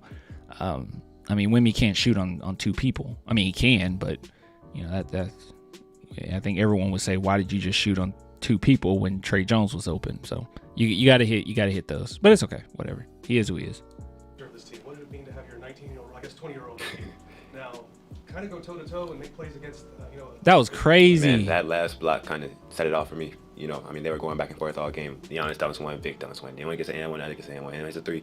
I mean, they were going back and forth all game. But, you know, Vic showed the courage and heart that he had because at the end of the day, you know, Giannis, he wanted to try and dunk it at the end and send a statement. I think Vic, you know, sent a statement not only to Giannis but to the whole league that, you know, he's here and, you know, he's ready for the moment. Not that y'all haven't been in close games before, but, like, do nights like these, games like these give you, especially with Vic in the building now, does this give you a taste of something that y'all might be looking forward to in the future? Yeah, for sure. We're trying to compete every game. You know, us learning off this game, watching film and seeing areas to where, you know, we could have did better. Got maybe a better shot. This is the perfect type of game. It's like you can actually go back and you can see so many positive things, and you can. It's so much positive in this game that some of the negatives will stand out, and I think that really going to help the team. And yeah, dude, Wemby is just like. I know that we bring this up all the time that his past coach and friends compared him to Kobe, but you can kind of see why. His mentality is crazy. He loves the game. He absolutely loves it. He's not one of those guys that just because he's big that he got into basketball. He genuinely loves the game of basketball. That's what makes him so scary. It's like you already got the hype, but he's not cheating, right? He's not taking any shortcuts. He's working on every facet of his game. He's not just leaning on, well, I'm taller. Because he could, Wemby could literally just chill and just say, hey, I'm just going to be a defender, right? I'm just going to be a rebounding defender. And he'll still have a maybe 15-year career in the NBA, right? Like that's how good he is defensively, rebounding wise. Like he could just say, that's just my bread and butter. And then I'm going to defer on the offensive end. But he has so many things in his bag. And that's not just natural. Those are a lot of things that he learned, that he's constantly adding to. It's I don't know, man. I don't know. We're lucky to have Vic, and I don't say this, you know, I say this with a lot of confidence, and it might sound crazy, but we could potentially end up having the greatest player of all time. And this is a person that loves Jordan. Michael Jordan, oh my God. Monster. Right? Monster. And it's going to take several years before Wemby could ever get that type of title, right? It's going to take a lot of consistency. But I'm telling you, he could very well be, he has every single thing in his game where he could very well be the greatest player ever. It's ridiculous what he can do on both ends of the court. Ridiculous. Even that, hold on, I got to show you guys something after this. Do not let me forget that jump against the Celtics, because I didn't get to talk about that. There's some screenshots of that. I got to show you. It's ridiculous where he jumped from. Got to stop or whatever. You know, that changes the game. You know, we only lost by 3 points, but if we got 3 stops, it could be a totally different game. If we would have got 3 more buckets, it would have been a totally different game. So I'm just learning that, and we're gonna be good. The last time you had a game like this, obviously you guys were on the other side of this, beating the Lakers. For you, what is the difference? We need a true Holiday type player.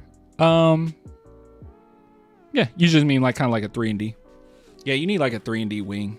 You need a 3-and-D wing. You need a point guard, maybe a combo guard. You know, I know we hate to admit this, but Primo doing what he did definitely, you know, we took some steps back. we definitely took some steps back. If we could have had Primo and Wemby, look, I'm happy with how things ended up, but if we could have had Primo with Wemby, that would be really great. I think Primo would have been further along than he is right now. But hey, he did it to himself. He lost all his swagger, by the way. If you go and watch him, it's non-existent. He's a shell of himself, guys. Between those 2 nights, and what are the next steps for you and for this team? Winning. I could have 30, 40, 50, 60. If we don't win, it really don't matter. So, at the end of the day, we just gotta win. That's a great game from everybody. Everybody played their butts off, and like I said, a couple plays here, a couple plays there. It could have been a different game. So we just gotta watch some film and learn. And Ellie Cadeau. I love Ellie Cadeau. He had to play right through the alley-oop to himself. You want to tell us that you did the same thing later in the game to yourself? Oh yeah. Nah, I didn't think about that one. He didn't do it. He missed the shot. Vic's was crazy because his hit the rim too. I was like, nah, he ain't gonna catch it, and then he still caught it. I said, yeah, he's crazy for that. Then KJ go baseline, reverse windmill. I'm like, okay, everybody dunking today, so it was only right I got one, right? You've been around Vic for 6-7 months now. As much as he likes to say he brings it every night, do you sense that the back and forth you have with Giannis kind of brings something extra? Yeah, he's a competitor and he wants to win and he wants to compete. So when we're playing against the best, he wants to show that he's here and he belongs. And that's the type of, we're not backing down for nobody. So from 1 to 5, that's how it is. And he just showed today he ain't backing down. Would you say that it's more not backing down, or does he want to prove something to Giannis or prove something to everybody? I think just. What kind of questions? See, this is why Popovich came in and said, y'all got anything? Okay, cool. And then left. Prove it to the league. I just say it like that. And I think he's proven himself to the league right now, especially even on minutes restriction, for sure. You mentioned a few highlight plays, and after yours, I noticed kind of... Yeah, that one game, dude, he had like 24 minutes, 30 points, and 7 blocks in that game. I was like, what the heck is going on? On the bench, there was an exchange of positive energy. Was this sort of one of those nights where it was... Primo was never that good. Primo had a lot of potential. And it's so unfortunate because it's like, I can say that all day long, but it does it matter? I think does it matter? Yeah, you could look at his stats now or see that he doesn't really play and say, well, he wasn't that good to begin with. It's like, no, he was going to be really good. It's just unfortunate. When we have good energy, we play well, and then we have good energy, and we play better. Yeah, I think we just got to keep feeding off that. There's a lot of teams in the league where when people are having good games or, it's hype, that bench is going crazy. And we just got to keep feeding off that. Whether we get excited because Vic got a dunk or Trey hit a 3 or Keldon got a dunk or whatever the case may be, we just got to feed off that energy. We're a young group and we should have the most energy in the league every game. So that's something that we just got to keep building off of. All those things considered, Dev, even in a loss, might this be as well as you guys have played collectively all year long? Good question.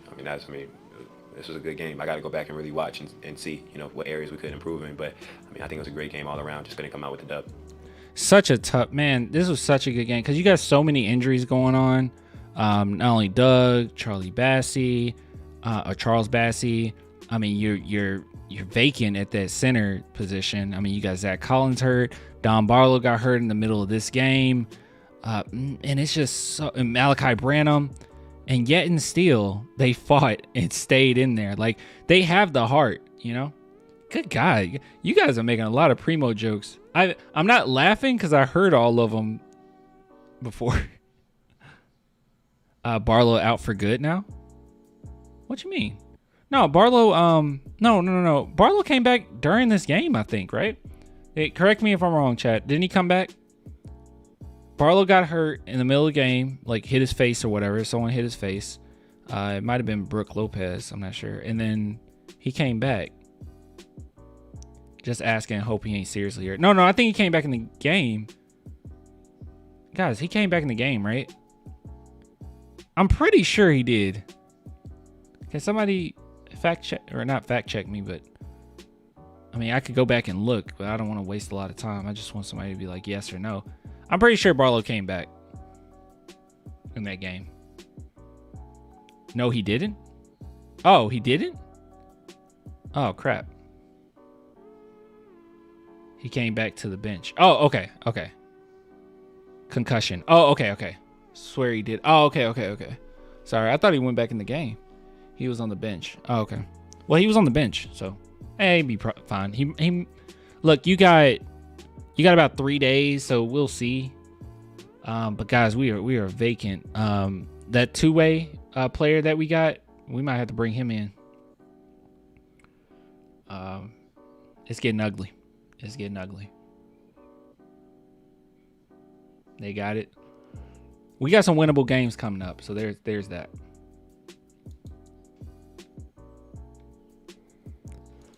All right, so, gosh, I'll be honest with you guys. I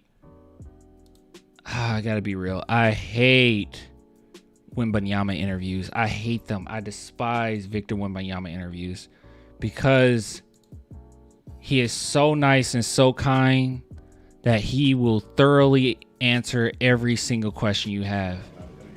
It is so frustrating.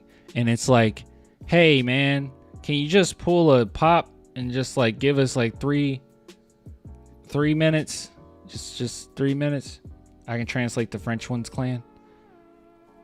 Okay. We got somebody in the chat that's going to translate. Oh, this is going to take forever. You know, the design was to fake going for a pick and roll, but for actually going to a 3 for Devin, you know, and to kind of see what happens. But we had to put up a shot, and I think we put up at the end of the position the best shot we can expect from in a moment like this. And of course, the outcome isn't what we wanted, but it was the widest open shot, so it's positive, you know, and everyone was. I mean, we're satisfied with the outcome of the play, except the ball not going through the rim. How happy were you that you were able to be on the floor for the end of this game and as much of the minutes worked out the way that they did tonight? How did I feel? I mean, I felt like, you know, of course, I can't spend the whole game on the floor, but I felt like I made those minutes count. So, and we managed. You definitely made those minutes count, my friend. Oh my God, he definitely made every single second count of that game. And he has been doing that. Like I said, the other game in which he had like 24 minutes, 26 minutes, but 30 points, 7 blocks, 6 rebounds, 6 assists. It was crazy. It's crazy. And he's getting better and better. And we're seeing like huge jumps with the minutes restriction. We're seeing these huge jumps of how much better he's getting in all facets of his game. And it's like, what the heck is going to happen when he's off minutes restriction? Did we expect this season? I don't know if we expected him to be this good. Like, I expected him to be, you know, a raw talent, defensively, one of the best in the NBA. I don't know if I expected this. And I watched him in France. I did not know I watched him in the playoffs, during the playoffs in France. I was not expecting this. Even with the great exhibition games against the G League, I still was not expecting this. Just to keep me in enough minutes so I could be in the court at the end. And I mean, the management was good, but I mean, yeah, until pretty much as good as we can do it until I can play full minutes, you know. Yeah, he's gonna drop 50 this year. You're right. Did you feel outside people were as a rookie?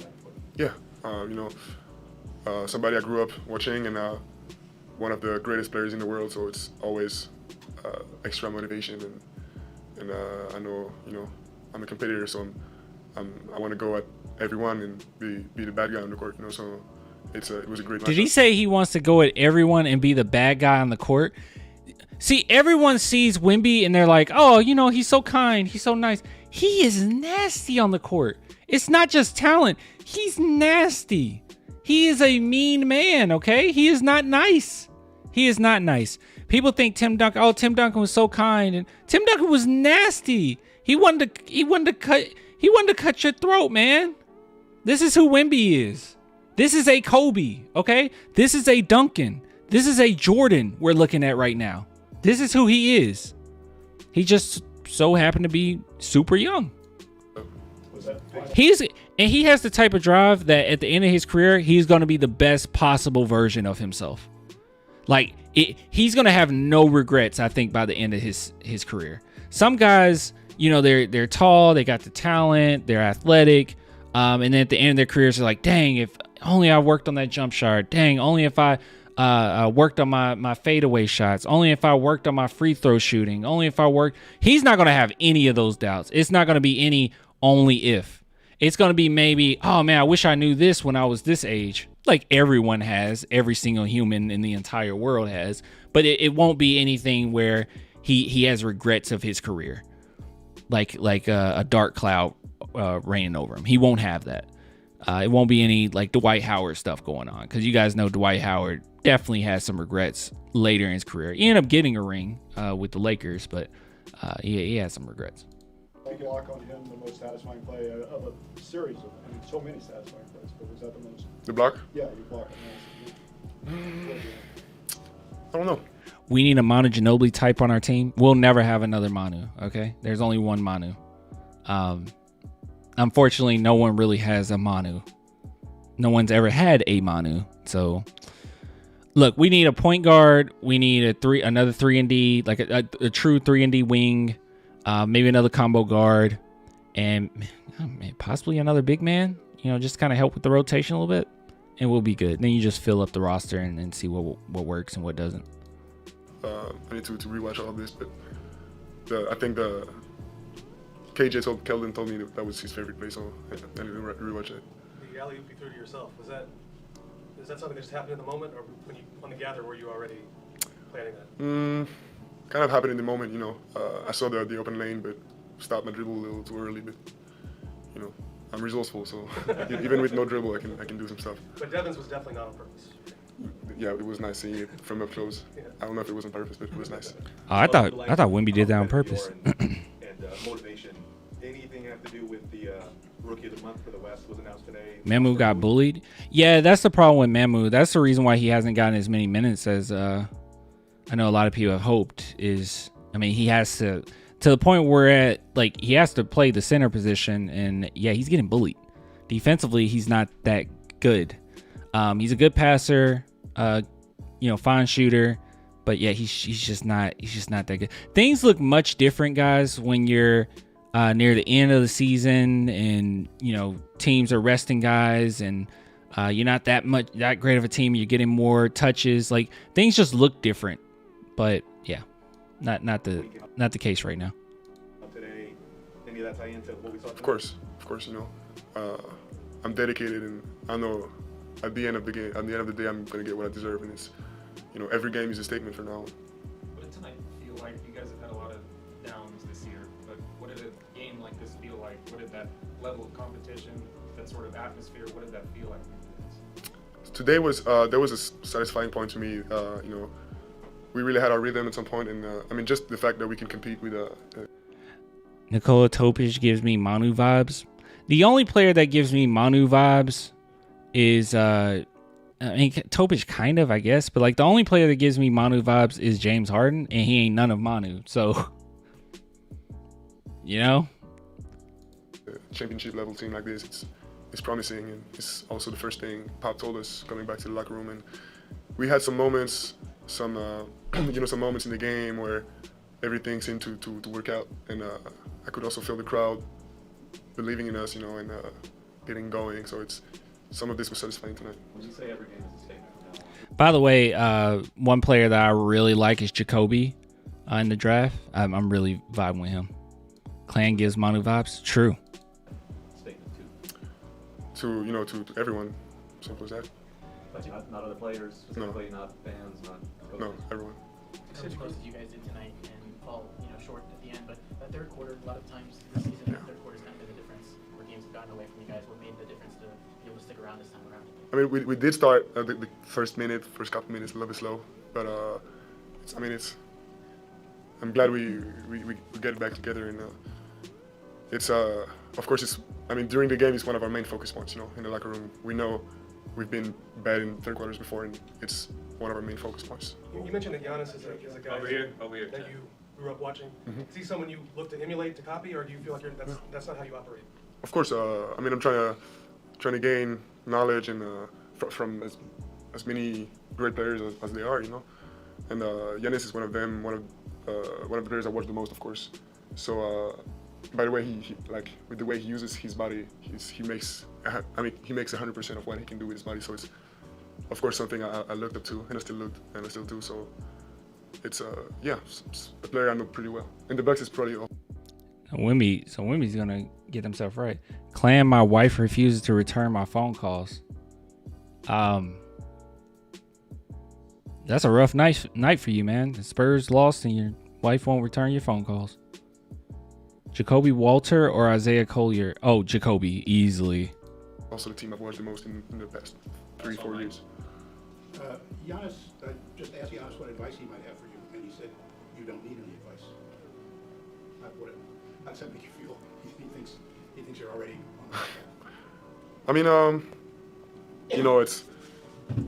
I think I need some advice, of course, from the coaches and from, you know, some great people we got here. But I think what he means was, you know, I don't need to change anything totally, you know, in me. And you know, I appreciate that he recognizes I'm healthy physically and mentally, so I know I'm on the right path. But it doesn't mean it's gonna be easy. But I appreciate it. Yeah, that's what he did say, was to stay healthy. Yeah, thanks. What was it like? Let's take a couple in French. Go ahead. Victor, bon anniversaire. Merci. Oh, here we go.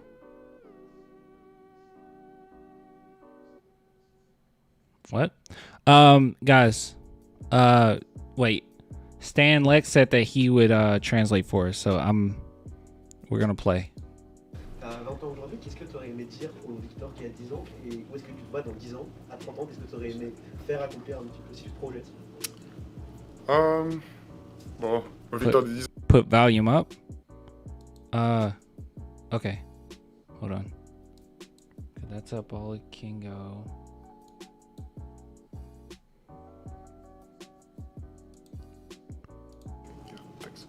Let's take a couple in French. Go ahead. Victor, bon anniversaire. Merci. À 20 ans aujourd'hui, qu'est-ce que tu aurais aimé dire au Victor qui a 10 ans et où est-ce que tu te vois dans 10 ans? À 30 ans, qu'est-ce que tu aurais aimé faire, accomplir un petit peu si tu te projettes? Bon, au Victor de 10 ans, je crois que je dirais rien parce que je suis satisfait de la manière dont tout s'est passé jusque-là. Et je pense que toutes les années qui ont passé, enfin même les 20 dernières années, elles ont compté et disons que j'ai atteint des buts et des rêves. Et c'est un peu comme les 20 prochaines années, ce sera un peu ma deuxième vie par rapport à ma première et j'espère les faire compter tout autant. Mais je dirais rien au Victor de 10 ans.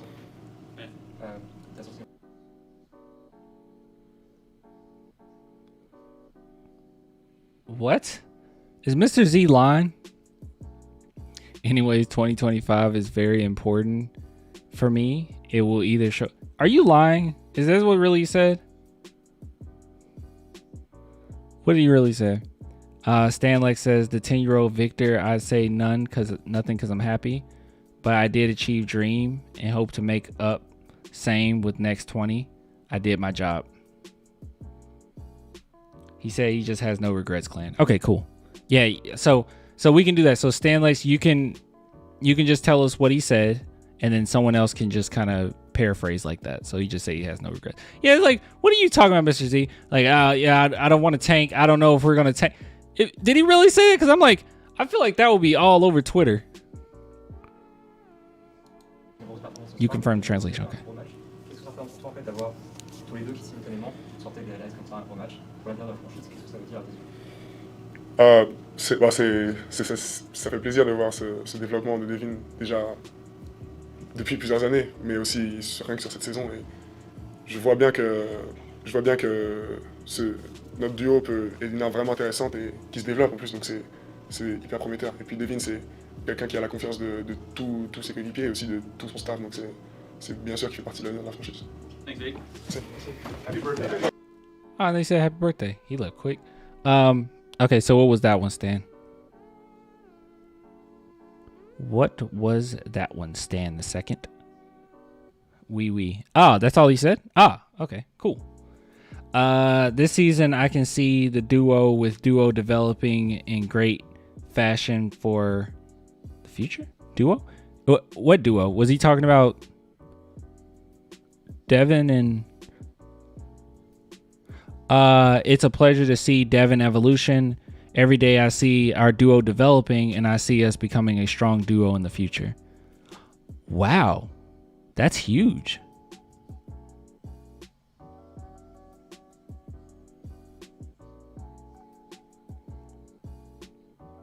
He said we need to trade Sohan. Wow. Why would he say that? That's really dumb. I'm just kidding. Okay, so this was about Devin. I think Just went to the comments on the interview for the translation. Oh, really? Let's see.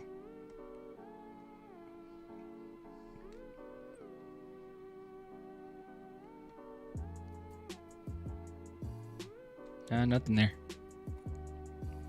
Maybe it has to be updated. Well, let me try to update it.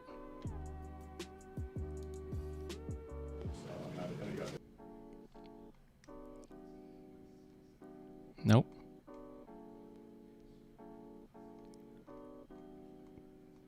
It doesn't matter anyway. You guys translated it for me. Cool. That's really good. Really cool. I'm thinking I'm gonna post that. I'll post a picture of him and Devin Vassell, and then I'll put that translation in there that you guys said. That's great, dude. All right, well, cool. Done with that. All right, let's actually do that, and then we're gonna get out of here. Victor Wembanyama, Devin Vassell.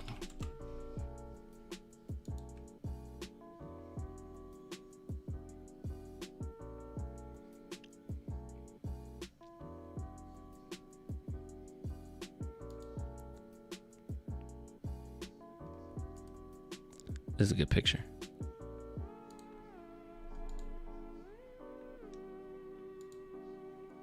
All right, let's post it. Crap, I didn't mean to do that.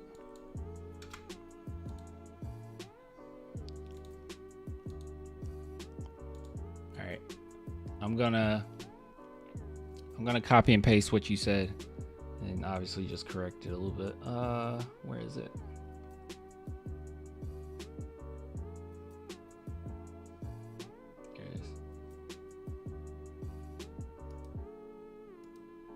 God, do I have to type the whole thing? I think I gotta type it. All right.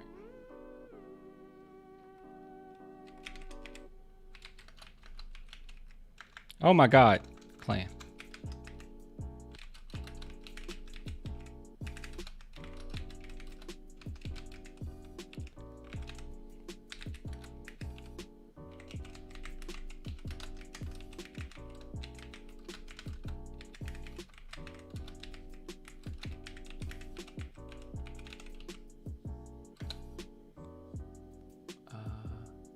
Oh, sorry.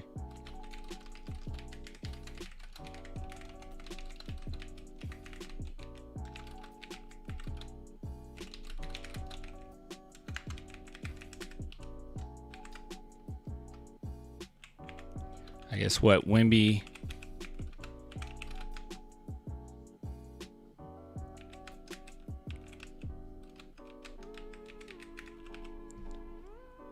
Pretty accurate.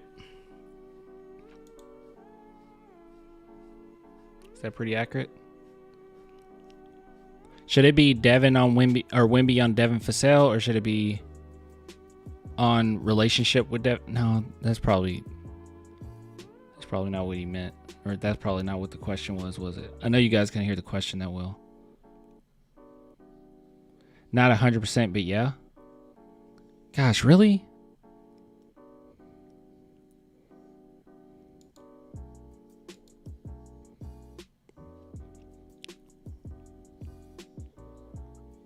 Oh, on Devin's evolution?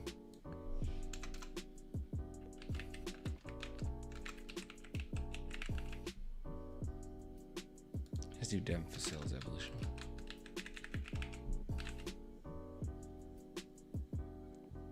We'll say on Devin's evolution.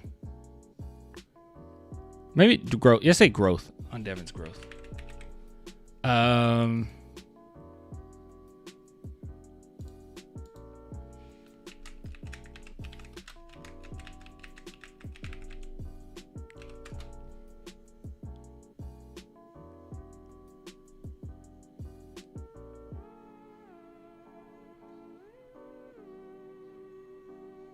Is this okay?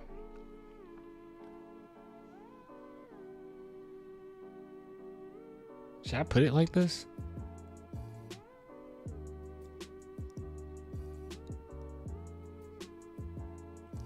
I want to make sure that this is like okay. I need my French people to let me know.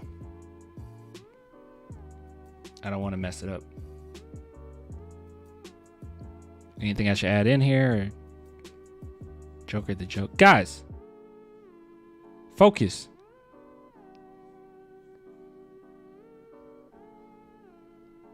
Jokic game-winning 3 from half court. Oh, okay. That's why you can't focus. Almost, yeah. Is it good enough or not? All right, hold on. Let me see. That's why you can't focus. Let's see. Let's see what Jokic just did.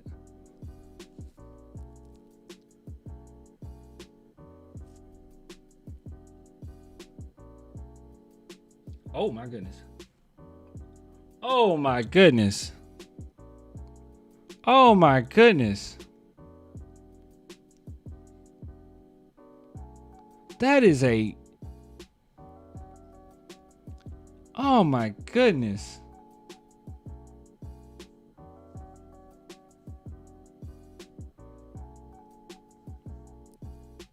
That shot. Oh, my gosh.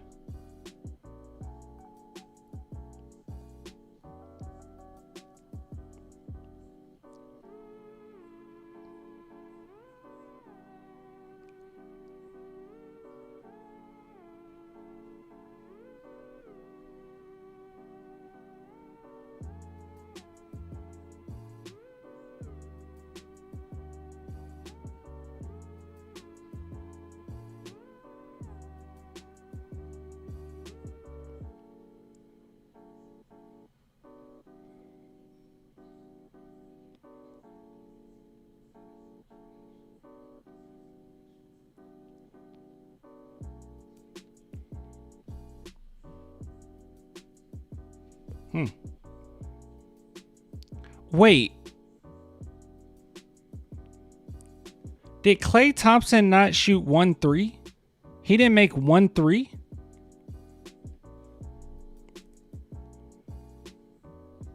That's impressive. All right.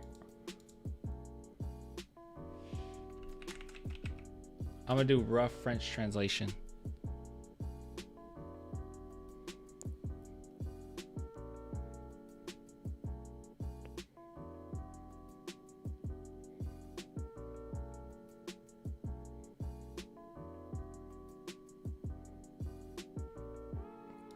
I'm just going to say I'm Devin Vassell. All right, I'm posting it.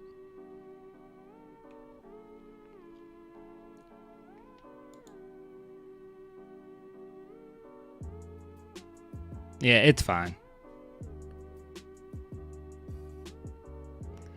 I think putting rough French translation is good enough. All right, I'm not a journalist here. Did my best.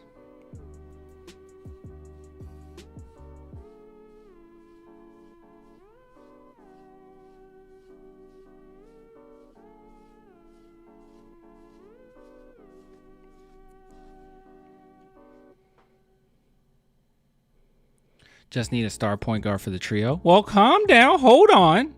It's not going to just be a trio, okay? Sohan is huge for the future. Okay, that's number one. Number two, he'll be kind of like your Dennis Rodman, if you will. You know, kind of a nasty player. You're going to get his groove back. But yeah, you get your point guard. And, you know, I saw a lot of people saying we should trade our first round draft picks for Kuzma. It's like, why would you do that? Don't do that. That's silly.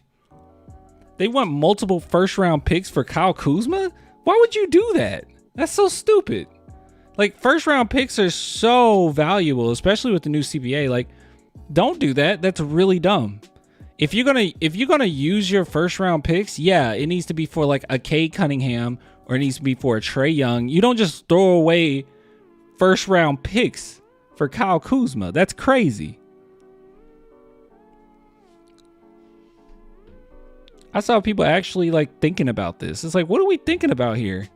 You just want anybody. Like, no, don't just throw away your first round picks.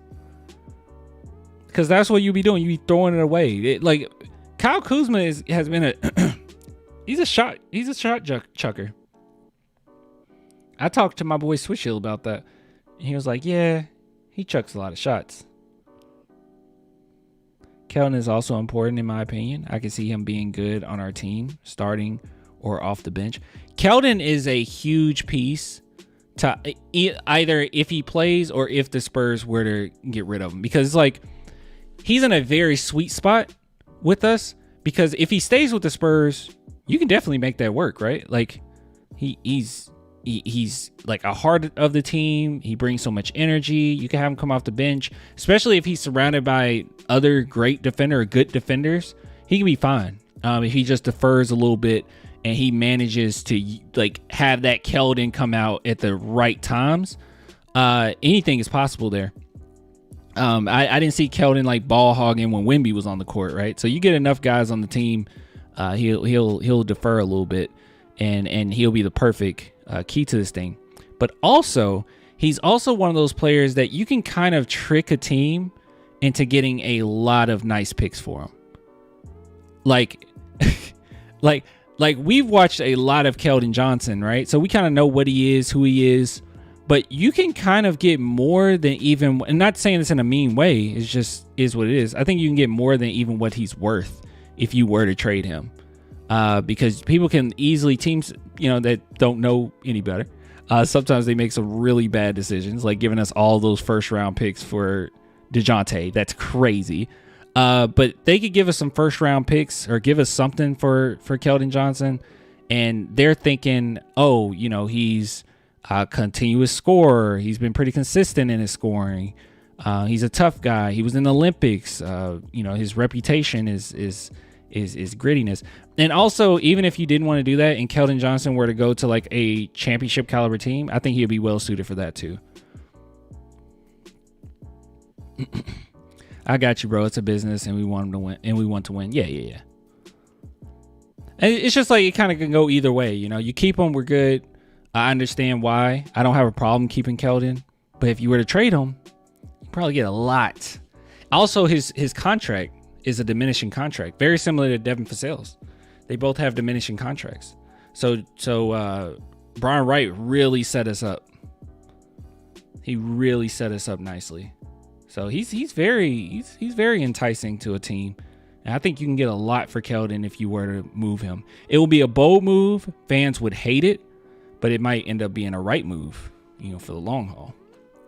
We'll just see how we're feeling. Let's see how we're feeling, when there's like 20 games left on the schedule, when we're like 60 games in, then we'll kind of see, all right, this is kind of how we're feeling right now.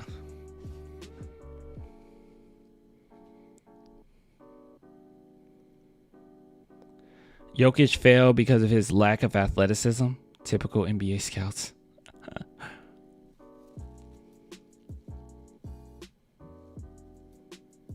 Oh, this is your first time wearing the City Edition jersey, huh?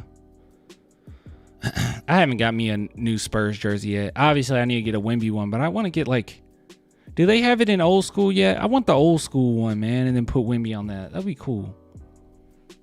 That's what I want. All right, guys, I'm getting off. It's getting late. I got to get off because I need to make some, at least a thumbnail anyway. And then, yeah. So I will get with you guys later. Thanks for hanging out.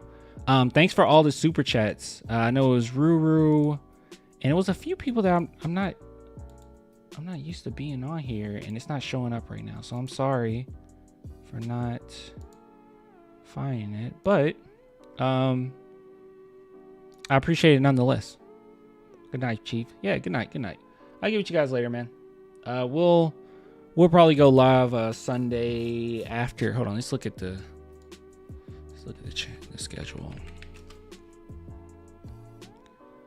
Oh, they play at noon on Sunday? Ew. That sucks. All right. Shoot. We'll go live. Wait, that's 2. I guess we can go live early, I guess. I mean, no harm in that. How are the Cavaliers looking? They're 7th. It's winnable. 19-15. It's winnable. And then after that, we have the Pistons, which Wemby will play in that first game, but then it's a back-to-back. And then we got the Charlotte Hornets. Oh, no, it's not a back-to-back. Okay, cool. Okay, so Wemby should play all these. So these should be some wins.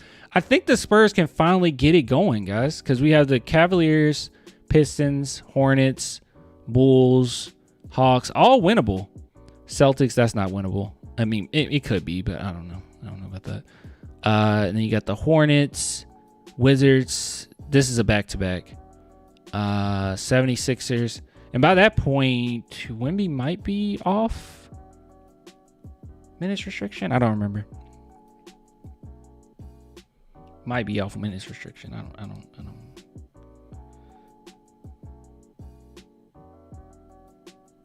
I got the exact translation of Wemby talking about Vassell if you want.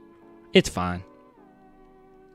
I think that one was good enough. Well, actually, no, go ahead and give it to me. Give it to me. I'll post it in the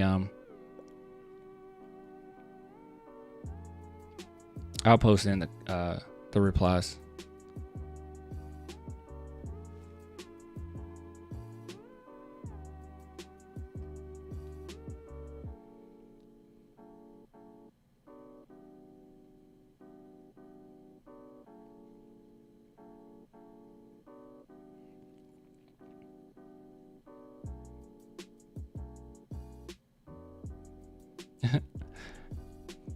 Wemby can score 50 against the Pistons and Wizards even with 26 minutes. See, I don't know about well, not the Pistons, but the Wizards. I don't know if he'll be off minutes restriction yet. I think they said a couple weeks.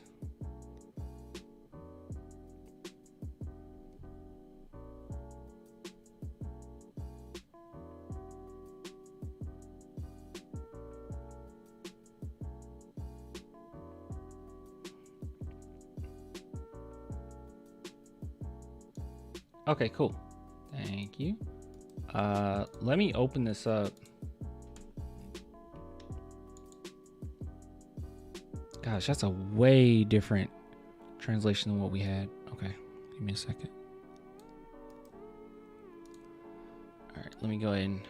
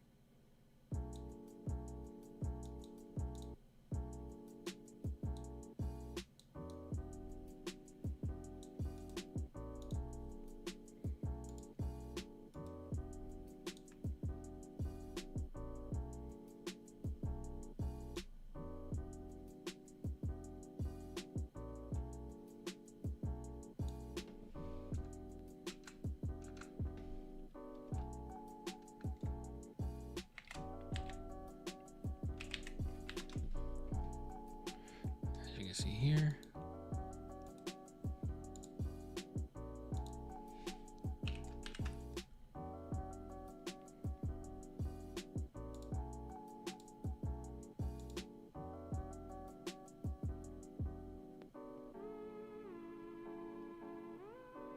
I'm gonna call you the French chatter, okay?